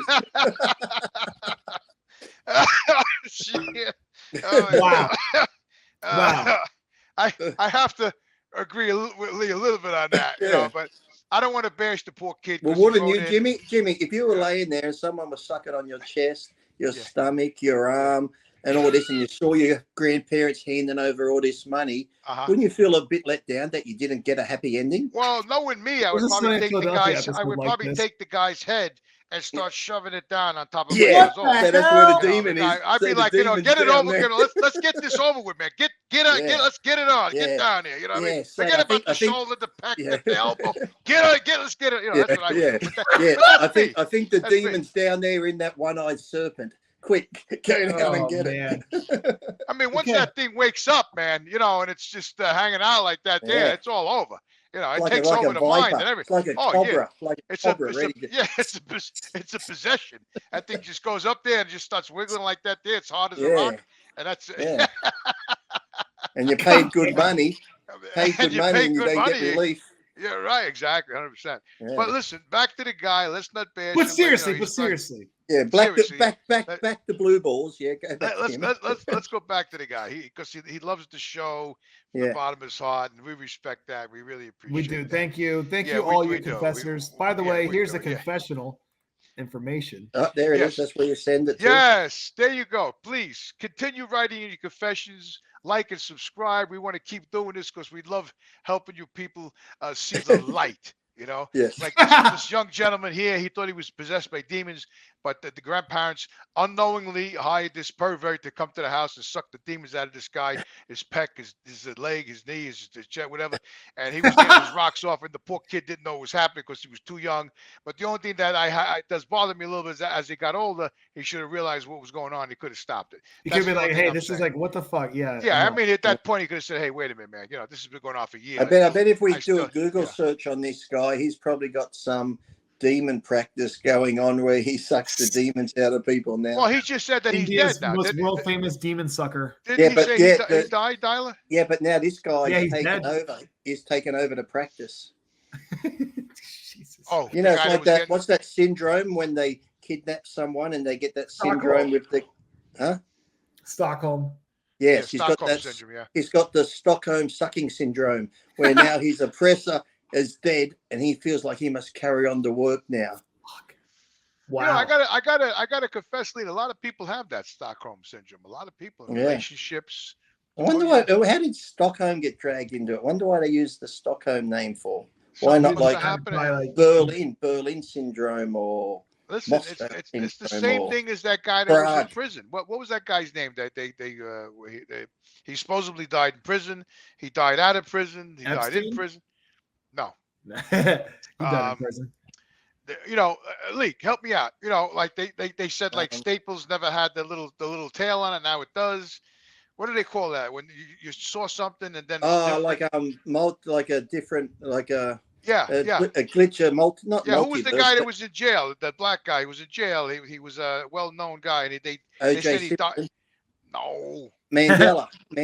Oh, Mandela. The Mandela effect. There you go. That's it, exactly. The Mandela effect. Thank you. Okay. All right. Mm-hmm. Obviously, it's too deep for fire. What was the point? A little bit. Anyway. I don't know. Who knows? What was the point to that story, Lee? I don't know. I just want to know how Stockholm. Remember that girl? Stockholm, right? Yeah, Stockholm syndrome, right? Yeah. Remember who was that girl who was kidnapped in America all those years, and that guy kept her in the basement? Oh, Patty Hearst. Patty Hearst. Right? This guy. This was not that long ago. This was even, or was it over in Sweden somewhere? The guy kept everyone in the basement. Remember, nobody even knew he had a family with kids. and he'd sleep with the kids as well, and they had babies. Remember? Wow. I That's blocked it out. You reminded me. Did they shoot that bastard? Hey, it's family love. I don't know about that, Good Lee. God. Yeah, he kept Well- them in the basement. Yeah, he even had sex with his daughters, and then they had kids and that. And he kept them in the basement for like 25 years or more. Remember that story? I So, think anyways, submit your Yeah, I stories and think so, yeah. confessions. Yeah, Arts they were like, muscle. yes, I remember that story now. It was a young girl, Mm. right? Well, she was like locked up for 25 years. Yeah, then when they came out, yeah, she had kids, and they had kids, and yeah. I don't know how anybody could be right in their mind after being locked up like that in that situation for 25 years. I mean, that's Yeah. you can't be normal anymore or something like that. It's No, that's incredible. that's my excuse anyway. Yeah. I I don't have slept an up. excuse. I'm just I'm screwed up. Period. I don't I wonder have if it. people like us who are already screwed up, Jimmy, if Yeah. we were locked up, would we be like normal when we come out? Would be like normal people because we're already fucked up. It's almost like if you see it's like when you see someone who's normal and you're like, I'll punch you till you're fucking stupid or whatever, I'll punch you and knock you silly. Imagine if someone's already like retarded and silly. If you punch them, does it knock them straight? That's a good theory. I like that theory. Yeah, because someone. Have you Possibility. ever had someone say to you, Yeah. "I'll punch you and knock you stupid"? Well, or you never heard that. You never heard that expression. I'll knock some sense into you. It's the same thing.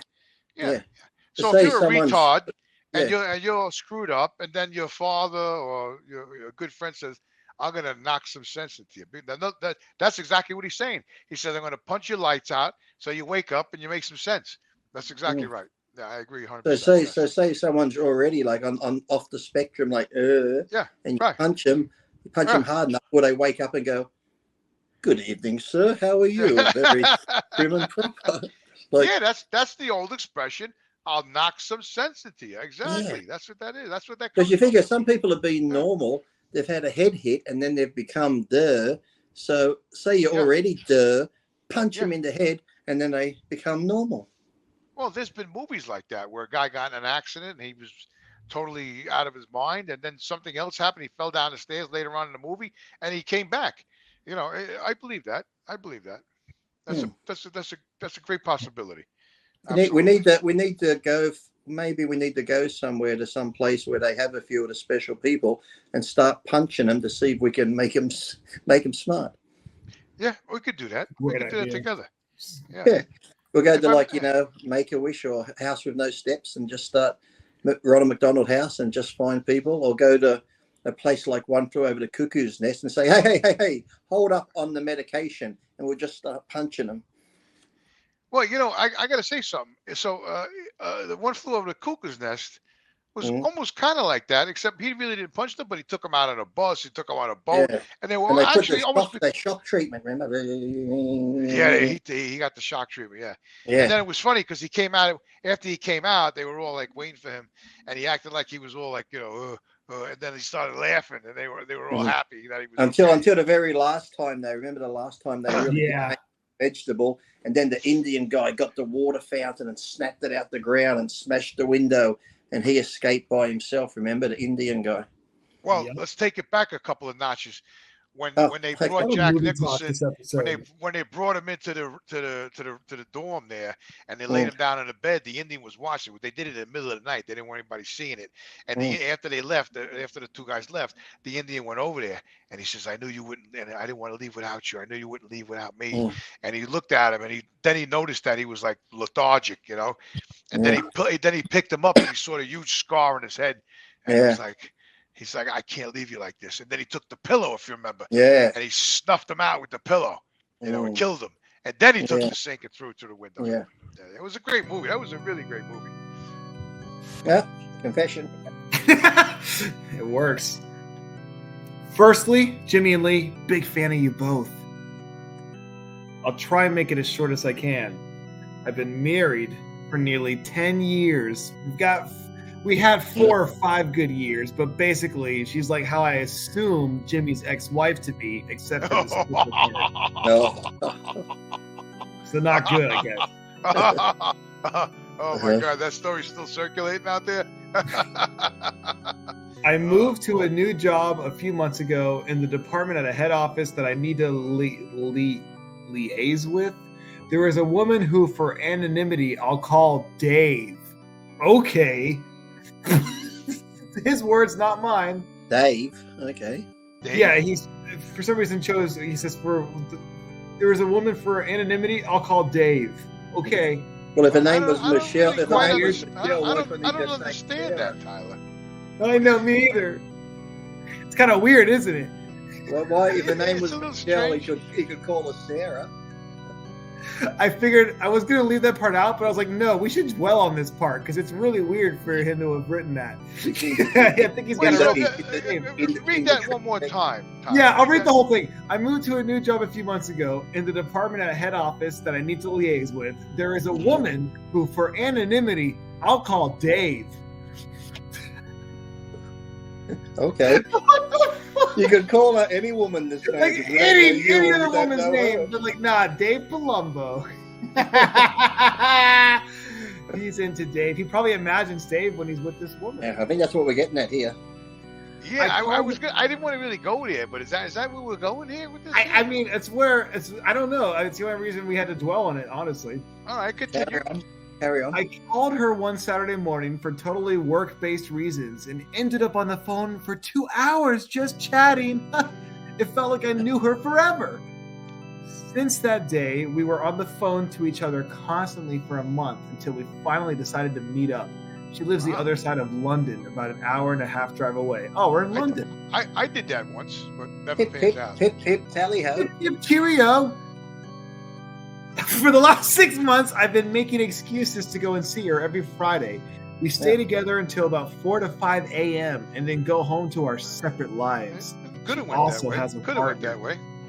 So they both got partners here. I really love her. The sex is incredible.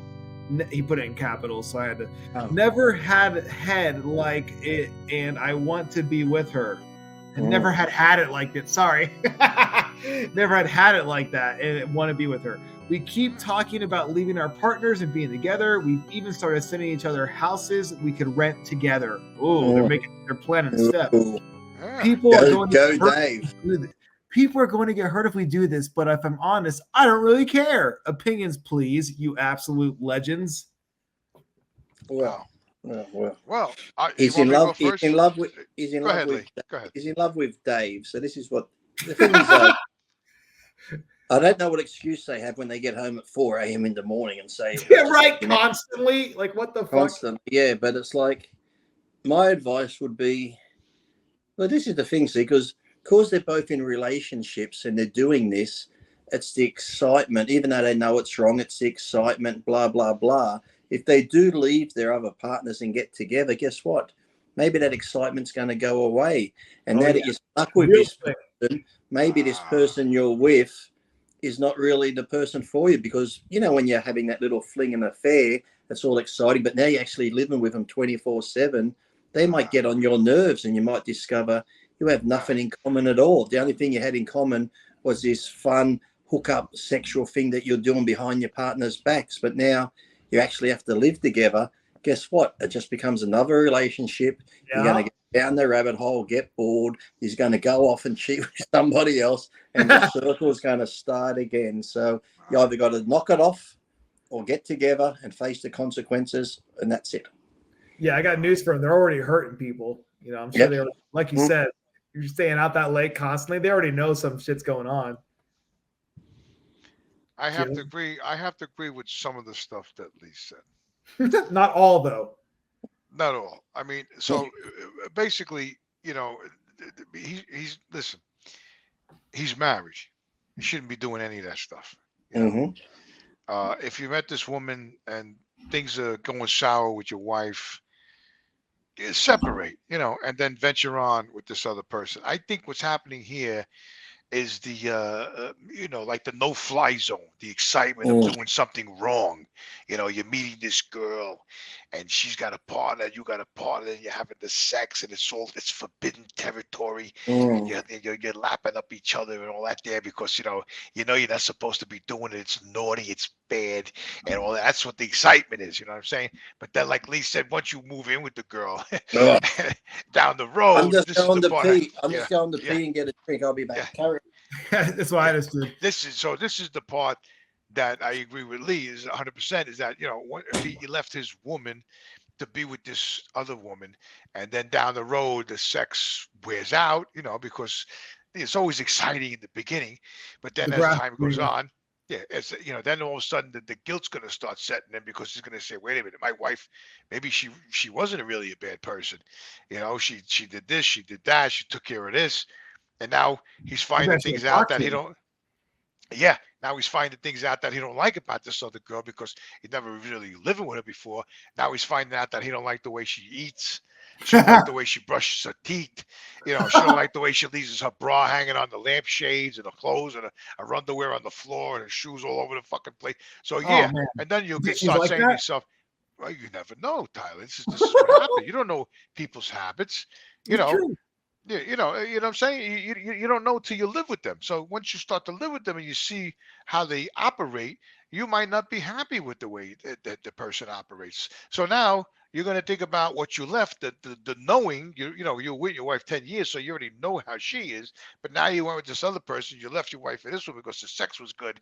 But then at the end, you don't like anything she does. You don't Nope. like the way she cooks. You don't like the way she cleans. You don't like the way she does the laundry. Your laundry smells like shit. You know what I mean? So this is what this is what Lee was saying. Down the road, this is what's going to happen. So what he's had to do is make a decision. If he really wants to be with this girl because he likes her, whatever, he's got to cut ties with his wife and he's got to move Yeah. on with this other girl and see what happens. And if it doesn't work out, man, you got to take it on the chin and say, you know what, I Take an left a L. good woman. I left a good woman. I left a lot of good women in the past myself. I've had plenty of good women that I was with, and you know what? I got to tell you, Tyler, I'm a little screwed up myself because I always liked, like the rock and roll, the biker chick. Oh, the bad girl. I'm one of those guys. I like the Like the girls that bad always. girl. Yeah, they gave me a challenge and a fight and I don't know, maybe the excitement of it. Even my brother tells me, he goes, "You like this shit," and maybe I do. So I've had a few women in the past who were, beautiful girls, and they worked hard and they saved money and they cooked for me and they did things for me. They gave me things for my birthday that I never would expect from anybody. Give it to me, and I found it boring, and I had to move on to the other one, the biker, the beer Right. drinker, the partier, going to get a hotel room. She tied me up and she was, giving me the rusty trombone and all this other stuff. I go in the hotel room. This one girl she had candles all lit and all over the my place. special On the bathtub, special bottle on the of water. windowsill. Yeah. It's Holy great. water. Holy water. Oh, it's holy. But you know what, look, Jimmy? Us Yeah. millennials might have gotten one thing right, and it's that we're way more likely to live with someone before we marry them. To like, Absolutely. you got to test it out, like you're saying. It's like you want to actually live with them and see what they're Listen, like. I on a hate to daily. be like that, but are you going to walk into a car dealership and just buy a car without testing That's it? a great analogy. You It's know a what terrible I mean? Like analogy, but it's a want to great take. one. I know it's terrible, man, but you want to take the car out. You want to see how it handles. No, You know, actually, I- I've brought several cars. They've said, "Do you want a test drive?" I go, "No, I know how to drive a car. I want that car. Just fucking, you don't want to test drive it." I'm like, "No, I know what cars are. I want that Corvette, so I'm going to buy the Corvette. I don't need to fucking test drive it." So yeah. a couple of times I have got cars I haven't test drive. I just said, "Just give me the fucking car for God's sakes." I don't want No, I understand that too. I do. Is that how you But, treat relationships too? I want to show you something special about this water. Look, see this, right? A bottle of water and this coin, right? See this? If you do like special like this, Jimmy, look at this. Look, now it's in the bottle. Holy shit, Lee! I'm learning all new things about you tonight, Lee. What is it? You like that? Magic. He's dark magic. He's Lucifer. Let me ask you a question. If I It's come dark to the magic. Arnold, which I hope that I'm 90% Yes. going to come, could you do these tricks for me in the hotel room? Could you do some tricks I'll for him in the hotel I'll bring room? my bag of alone? tricks. I'll bring my bag of tricks. I want I'll you put to on a bring little. I want you to bring your bag of tricks in the hotel room. I want And to see them Put up on a front magic live. show. Yeah, I want a little magic show. I want to film it. We could Oh, do a man. podcast and we could do a whole A magic little show. magic show. I got, Yeah, I have some tricks I want to bring to the table myself. So let's do a show together in the hotel room or in the lobby, wherever you want to go, and we could do a magical show together. have like I think a- that I'm here for it. I'm trying to find these. Like I used to have a. Carry on talking while I'm looking in my old bag of tricks here. okay. Anyway, Tyler, so back to my story, that I always liked the bad girl type thing. I don't know why I always did. And, I remember in the past, I used to bring girls home to my mom, and my mom would say, Jimmy, she's beautiful. What's wrong with you? Do you like her? I'm like, yeah, she's nice. But she was really a Yeah. nice girl. But for some reason, I But she likes didn't, me. I don't know what it is with me. I still trying to figure it out at 64 years old. I still can't get it together. So, anyway, make a long story short, man, this one girl I used to go out with, Kim, one night we were out and I told the story in after hours and we used to really party it up.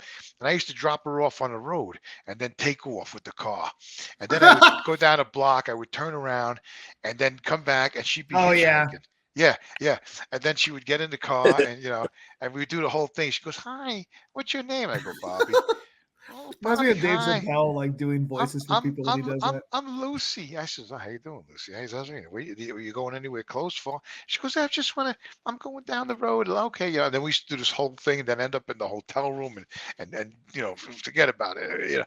But anyway, I don't know. I found it exciting. It was it was out of the norm. Like to me, like normal relationships, they got boring to me. They Yeah. really did. I don't know what it is. Listen, I think I'm a fairly intelligent person. I've been through hell and back and beyond in my life. And I gotta be honest with you, man. I'm a biker, rock and roll type dude. I like going out and riding my bike and going to keg parties and beach parties and bike rallies and all that. There, what I mean. But I can be refined too. I can actually put on some nice clothes and go to a fine restaurant and hang with and I was like that in school too. And I actually talked about this on Dave's show in after hours that I used to when I was a kid I used to hang out with the jocks, super jocks, football, all that there. And then I used to hang out with all the long-haired smoking pot guys, the derelicts. I used to swing back and forth. I had that ability to do that, So I think I did that in my relationships also. Same thing. That's why I'm confessing, because I was with nice girls and I got bored, and then I went with the girls that they gave me hard times, and I like the challenge or the excitement, whatever the hell it is. And it's like my job. I mean, like you drive your truck and you go to these. Jimmy, look. Huh? What's this? Ready? Look. Nothing here. Ready? Look. Ready? Nothing in my hand. So all of a sudden, hold on. What's that? Oh, caught it. Hold on. What? Wow. Wait a Hold minute. on. I'll catch it. Ready? I got it. Here it is. I'll throw it over to this hand. But it was in your mouth.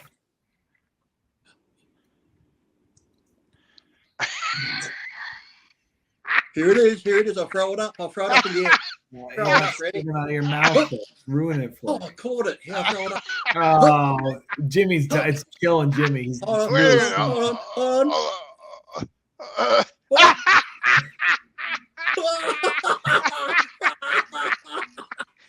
Lee, I have a whole newfound respect for you, man. Oh my That's God, some man. goofy shit, man. Hold on. Here it comes. Oh, caught it again. Hold on. Let me throw it back up. Oh, Hey, caught it. Tyler, he's killing me tonight. Ready? Yeah, he's really landing with you well. You know what it is?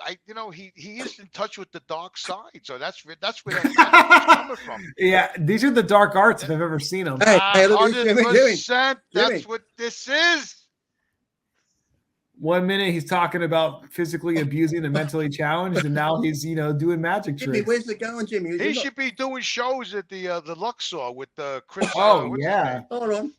I think people would pay a lot of money for this, Jimmy. Who's Dave's think- friend? The guy that does that. What's his name? He lives in the Angel. Luxor. Chris Yeah, Angel. Chris Angel. Yeah, He doesn't have shit on him. Oh, yeah. Lee, you got to get in touch with him, man. What the I hell think are you doing? people would pay a lot of money to You watch could be this show doing, on you an could hour be and a doing half. weekend shows at the Luxor, living in America. You're over there in Australia. You could fill the place out for 2 hours. Who would want to stop watching this? You better stop doing that. Your brain's gonna go on fire. I'll show you this other one. Look, I have this thing here. Look, see this? It has holes in it, right? Mm-hmm. All the holes. And this one here has holes in the bottom. Look. Right. Holes. What is that? A cap or something? Yeah, it's like a thing you put together like this. See? Okay. Yeah. Like Well, a I'm gonna pot put this in it. See, this is it's What's like that, a the disc. body of Christ? Yeah, look, it's hard. I'm gonna put that inside here. Okay. See, so it's in there. See? I see it. I'm gonna put the lid on Okay. like so. See that? So it's in there like that. Uh-huh. Yeah, yeah. If I put the lid on straight, there we go. Now I'm going to take the pins, right? And look at this. Look at that. I'm looking. Can you see? So these pins are going through that piece of paper that's in between the. It's not the, paper. It was fucking plastic. I can go get a coin if you want. I dropped the pin. But I think a coin would have been better. well, I can go get a coin, but the trick only came with the plastic one. Okay. See, go so ahead. look, they're all going through. Look. Nice. See that? So now, if I pull them out, like I said, Jimmy, it's still, look, there it is. Look, it's still in there. See the holes? You can see the light from the holes underneath it even. It's a proper plastic. Ah. See that? Magic. So it's almost like I fresh. said, you're putting things through a body. Like, you're putting things through the body, Jimmy. Yeah. And there's one in the middle there. So look. Uh-huh. Look at that, huh? So it's hard to see because my fingers are in the way. So that little plastic thing would represent the soul, being that we're priests. Yeah. So that would This is all a tie-in. This all makes sense. 100% tie-in. This is what the show's about. We're priests. even though Lee don't have his priest shirt on, we are priests. Yeah. So that plastic thing represents a soul. And those little darts that you're piercing through that plastic cap through the soul would be Yes. like demons or possessions going through the soul. It's just like that. Yeah. Got my thumb. And now, look at that. Took my thumb off. Oh my God. All right. This is degrading. Wow. I don't know about the thumb thing, right? But I don't know soul about the thing, thumb thing, but everything else was mad convincing. I like the soul thing, the representation of the You soul like that? with the piercing of the heart with the soul. Yeah, it was very cool. Oh. It reminded me of that movie Angel Heart. Yep. That was a And great on that, movie. By the way, on I that recommend that movie too, Angel Heart with That one there came in a Mickey box Rourke. here. Like this is like a little. This was cute a little few magic kit. box. That was like Look at your little magic kit. Classic magic. Isn't that wonderful? like 3 tricks in a box. That one. Hey, $5. $5 Australian. Lee. I had no idea that you were into magic. It's very interesting. I commend you. I do. I find it very, very interesting that you want to touch on the dark arts. I definitely. No, Why you you know, got to make it dark? Why you got to make it dark arts, Jimmy? Why can't it just be? Well, because me? we're men of God. We're religious. We're priests. So anything that has to do with magic and all that is usually touches messing on with the dark. powers beyond your control. Yes, beyond it touches. God.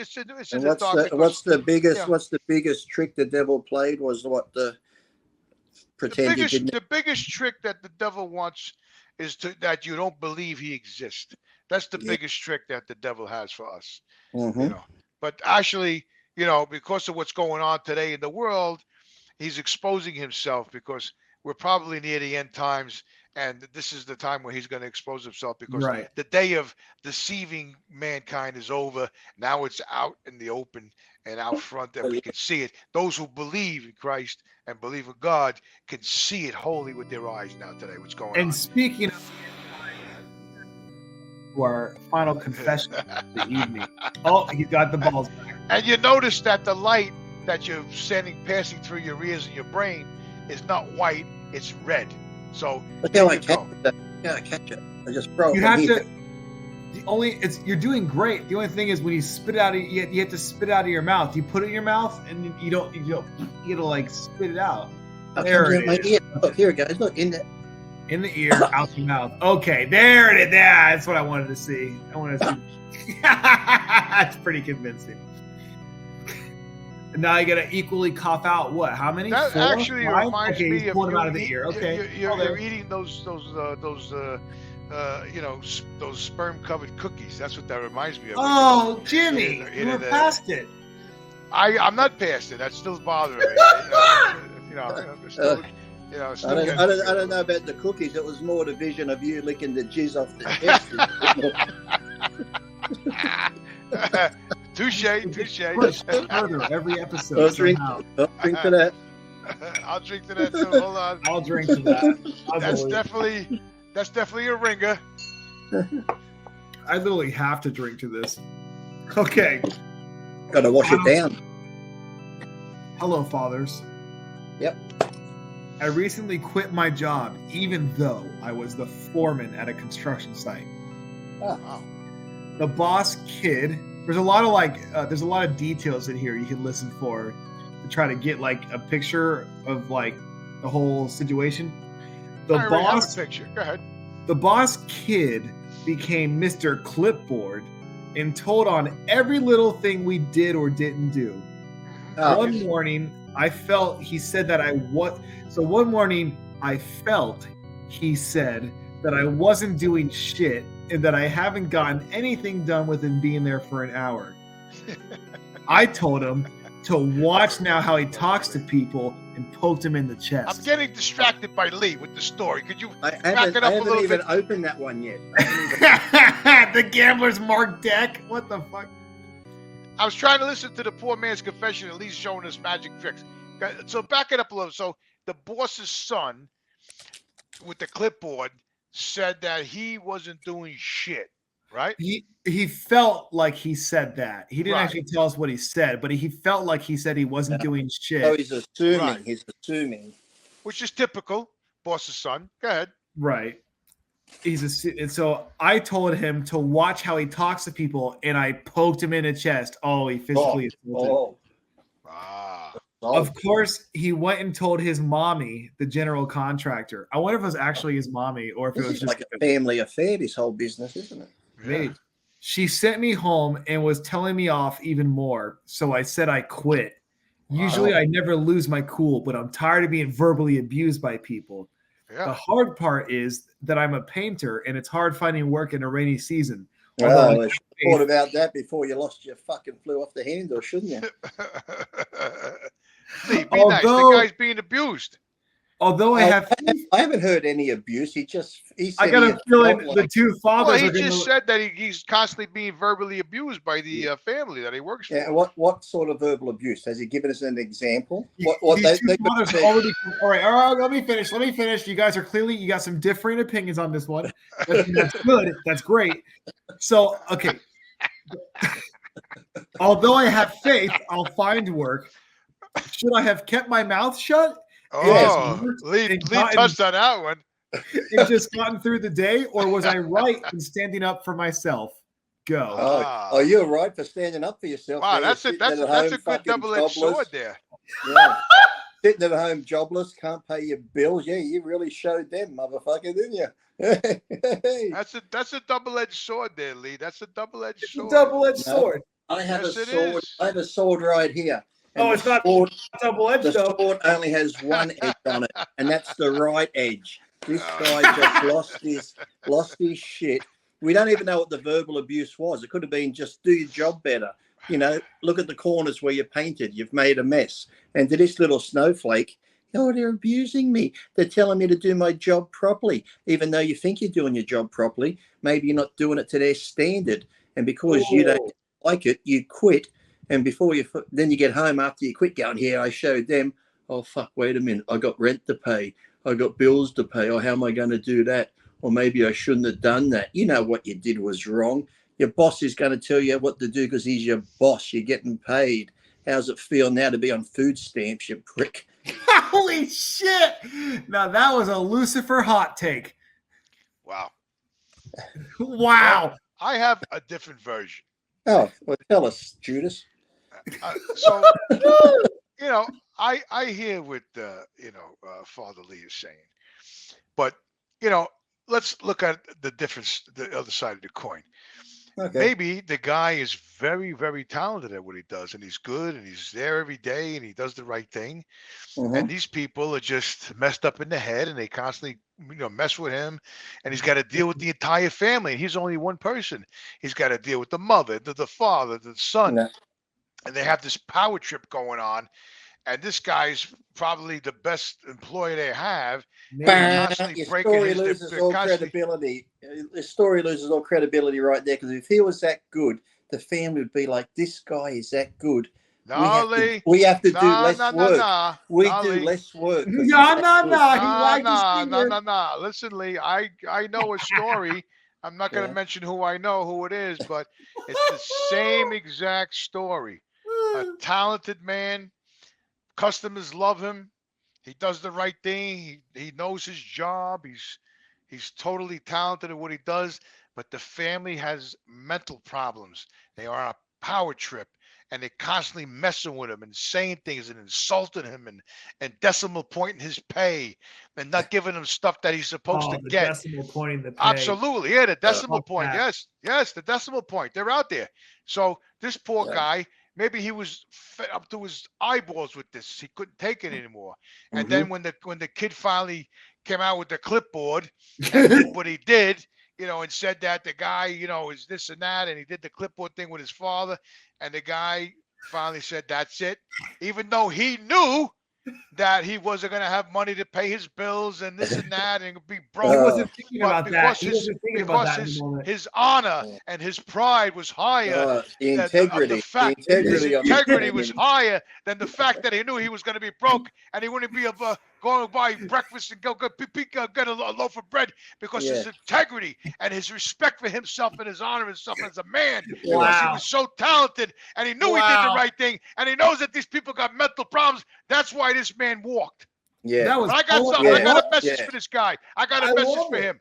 God is with you. You did the right thing. You stood up for yourself. You respect yourself as a man, because you got honor, and God is going to open doors for you, brother. Yeah. Don't worry. Keep that honor, and keep that honor, keep that integrity, keep that self-belief when you're sucking dick in the alleyway for your Denny's fucking breakfast in the morning. So those are the two sides. Those are the two sides. Yeah, you choose which one you want, and you want to believe. Yeah, mine sounds more you want to believe Lucifer, or you want to believe the man, the true man. Or you want to believe fucking Jimmy's fucking Braveheart remix to the fucking 2024 version there. Fucking hell. I just had to applaud both of you. That was amazing. Perfect representation of angels and demons for this person's confession. That was fantastic. Yeah, but I couldn't. Like I said, though, he doesn't have much integrity now when he's in that alleyway for breakfast. So let me tell you. You think he's in an alleyway already? I personally believe it's the rainy season. It's bad for painters. He will prevail. That's my message. Okay. He will prevail. Jimmy's gonna give him a job on the trucks. There you go. Trucks. Listen, I remember, didn't Jimmy? Didn't you have to? Was it washing, or was it one time you did a video where you had your old boss wanted you to paint the truck? Was it Jimmy? You were like, fuck that. You were over. I think that was the day you had the McDonald's and you threw the chips and something, wasn't it, as well? I forgot. We watch him do manual labor on the show. Yeah, I remember. You're painting it, weren't you? Weren't you painting? Yeah. I was painting the trailers. Yeah. You were so fucking pissed. You were so angry. And then he brought you like McDonald's chips or a drink. Oh yeah, he did. No, he brought me down. He ate my French fries. Yeah. He ate your French fry. He ate your French fry. Oh my god. And wasn't there something with the about that soda? story. Wasn't there something with the soda or something too? There was something. Oh yeah, he drank my soda too. I remember God, Jimmy worse. going off. I'm out here in the hot sun painting the fucking truck. No one gets his lousy fucking burger because he ate the fucking. Oh my god, I forgot about that story. I'll Oh, never God, forget yeah. when he had like was it the weed whacker or like no was it a chainsaw or a weed whacker and you got so pissed and you threw it. You were like hacking down trees. Yeah. I just remember. I remember the it painting was one though, because I remember. Yeah, because I think you were saying how you had your fries and drink, and you're gonna eat half the burger and throw it at him. Because he's like, I've been out here all fucking day, sweating my ass off with a fucking roller, not even a spray gun. Wasn't it a roller? I broke my ass over there. And then the guy goes, I'll get you some lunch, Jim. I said, oh, great. Yeah, then he goes back, he ate all my fries. He drank half my Coke. I'm like, what is this guy kidding me? I was actually, I actually was a few days painting that trailer because I remember that Dave had me on when I was painting the trailer. And I debated the engineer of SpaceX on that show when I was doing that trailer. My buddy Kevin. Right. How much good did that do? That was your friend, Tyler? Yeah, that was my friend Kevin. He still works at SpaceX. Oh, so we didn't really push any needles with that show, did we? Did he push? Yeah, so did he help land that satellite on the moon if he's still at SpaceX? That wasn't SpaceX. That was some other company that did that. I thought that was one of Elon's rockets that sent it up. It was? Oh shit. Yeah, it was Elon's rocket, but it was someone. The satellite or whatever landed on the moon was somebody else's, but it went up. Jimmy's just laughing because it's all BS. He doesn't believe it went up on Elon's rocket. Elon gave him the rocket to use. I'm laughing because I debated with the guy on the show while I was painting the trailers. He was Tell us what he really said about Jimmy when he got off the show. When he spoke to you later, Tyler, how did he describe Jimmy to you? Come on, be honest. Come on, confess it. Come on. Jimmy can take it. He didn't really say much. It was just kind of like yeah. So that happened. It was more like okay, yep. So I can see. I have to say, it was very entertaining, man. Me and the guy were going at it. I was painting the trailers. And I was talking to the guy. That's right. That was when you were painting the trailer. I forgot that was the same episode. Yeah, Jimmy was talking about the moon landing and space, and he's telling your friend, "Get the fuck out of here." He was trying to explain it. That's right.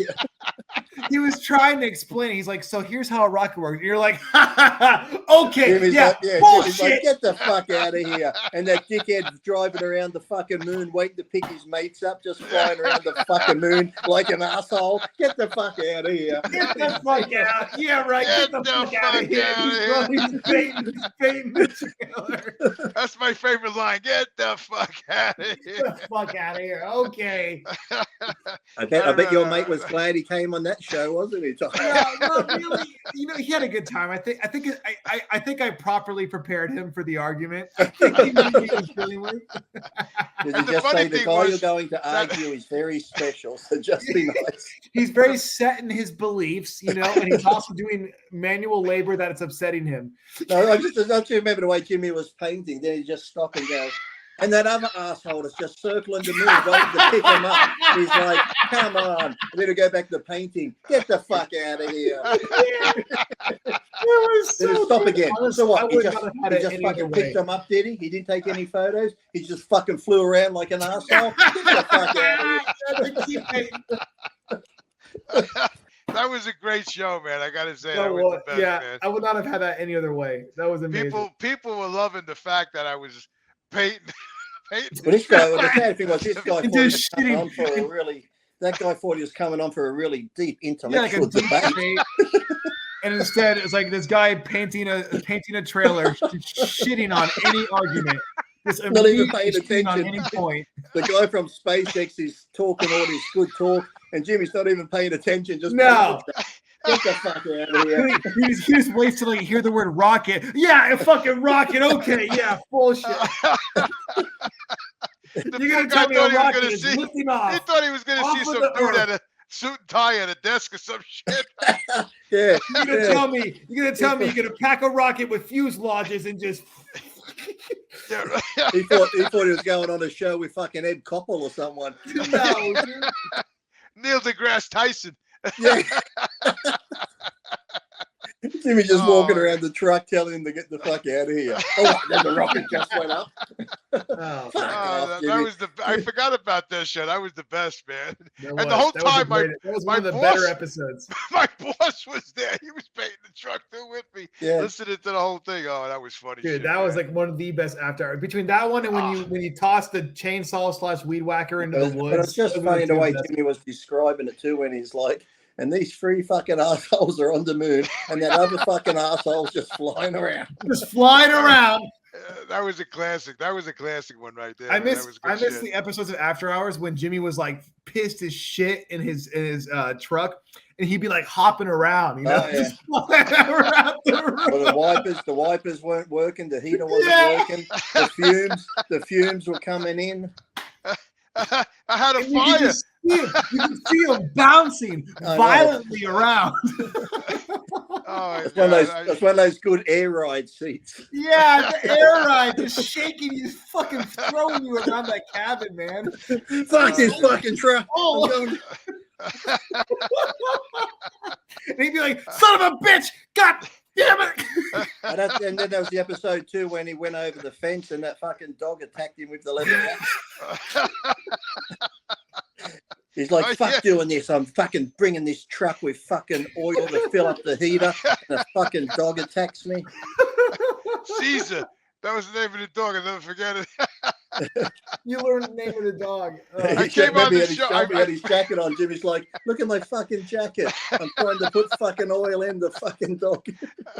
God damn. Dave almost fell off the chair when I I told the story. What happened? I had leaves in my hair because I was on the ground with the dog, and I put my arm up, and it was in shreds. Dave almost fell off God. the chair. He was laughing so hard, man. That was The really white good. lining That was classic. coming out of the leather jacket because the fucking got just trying to fill up this. The Jimmy's like, you could fucking freeze to death next time. Yeah. Good God.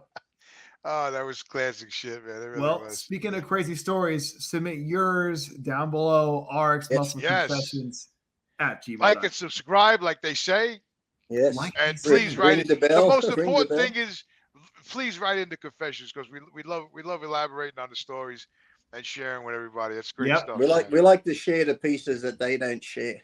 Yeah, we like you guys. Of course, you guys fill in the blanks. Even if it's not your story, if you know someone, whether it's a relative that some like crazy shit that you just gotta confess, you gotta get it off. You know, let us know. Give us some. Yeah, like give you've us some seen thoughts. something crazy or you know something and you just got to tell someone. Yeah, you're itching. Here we are. Here's an anonymous confession booth. The whole world can know without knowing. It's amazing. Yeah. Yeah. And listen, we do have a lot of laughs with the confessions. So Oh, we have a You good know, time. I mean, listen, what's better than that? People writing in the confessions, and then Lee, Tyler, and myself, we elaborate on the confessions and we make light of it. Let's keep it going. Let's keep it alive.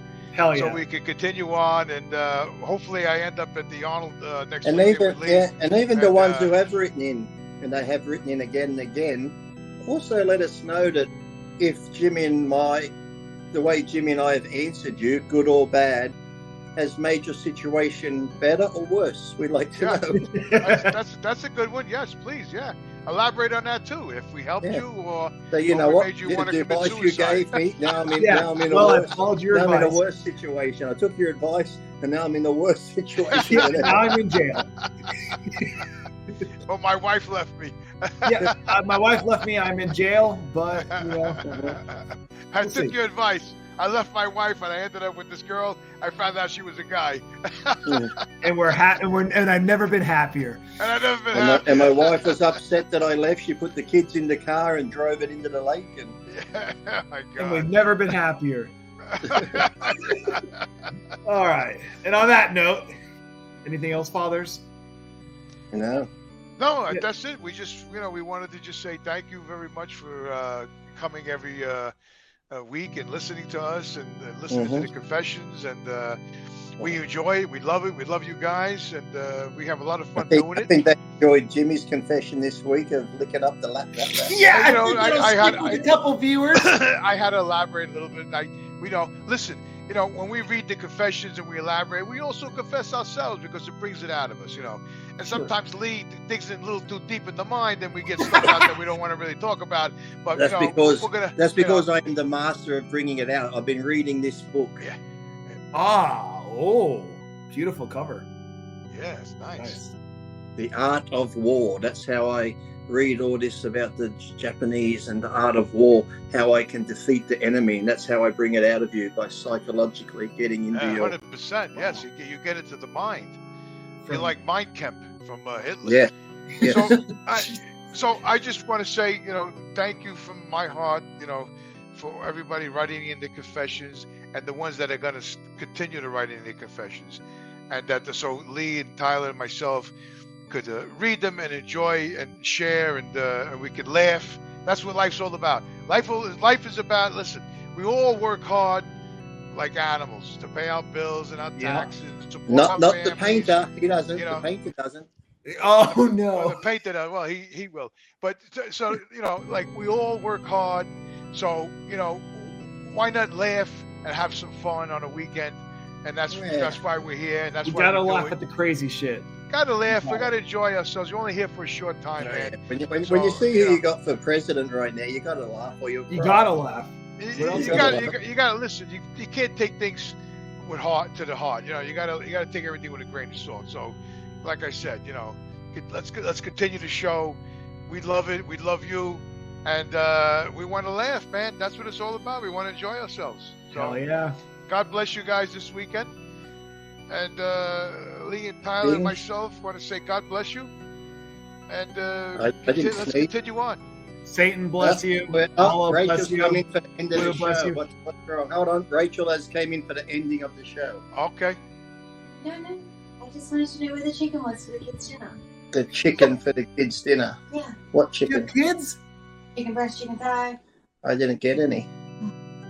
Get in the car. I got ground beef. I didn't get chicken breast or chicken thigh. For the kids. They have kids, Jimmy? Yeah, the dogs. Oh, yeah, dogs too.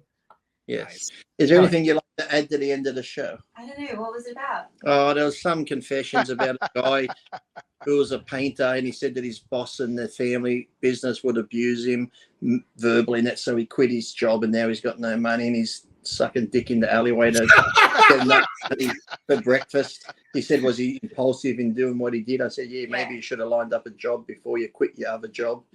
Yeah. Verbal abuse. But Jimmy's given him. Rachel's like verbal abuse. Okay. You got your integrity. You've got your respect, and God says, yeah, well, he doesn't have much respect in the alleyway, does he? Sucking dick to get breakfast at Denny's. Hold on, she sees both sides. Totally, you should stand up for what you believe in. You shouldn't let people fucking run you down. But also, there you go, Lee. Yeah, she says cop and shit's part of everyday life, so you just got to cop shit. See, Rachel agrees. You got to stand up for yourself. You got to have honor and respect for yourself. He said yes, but no. If you like it and your fucking cash flow depends on it, just suck it up like a champion. Oh, he's sucking it up right now. Don't you worry. He's sucking it up. I digress. Yes, Jimmy, you've been.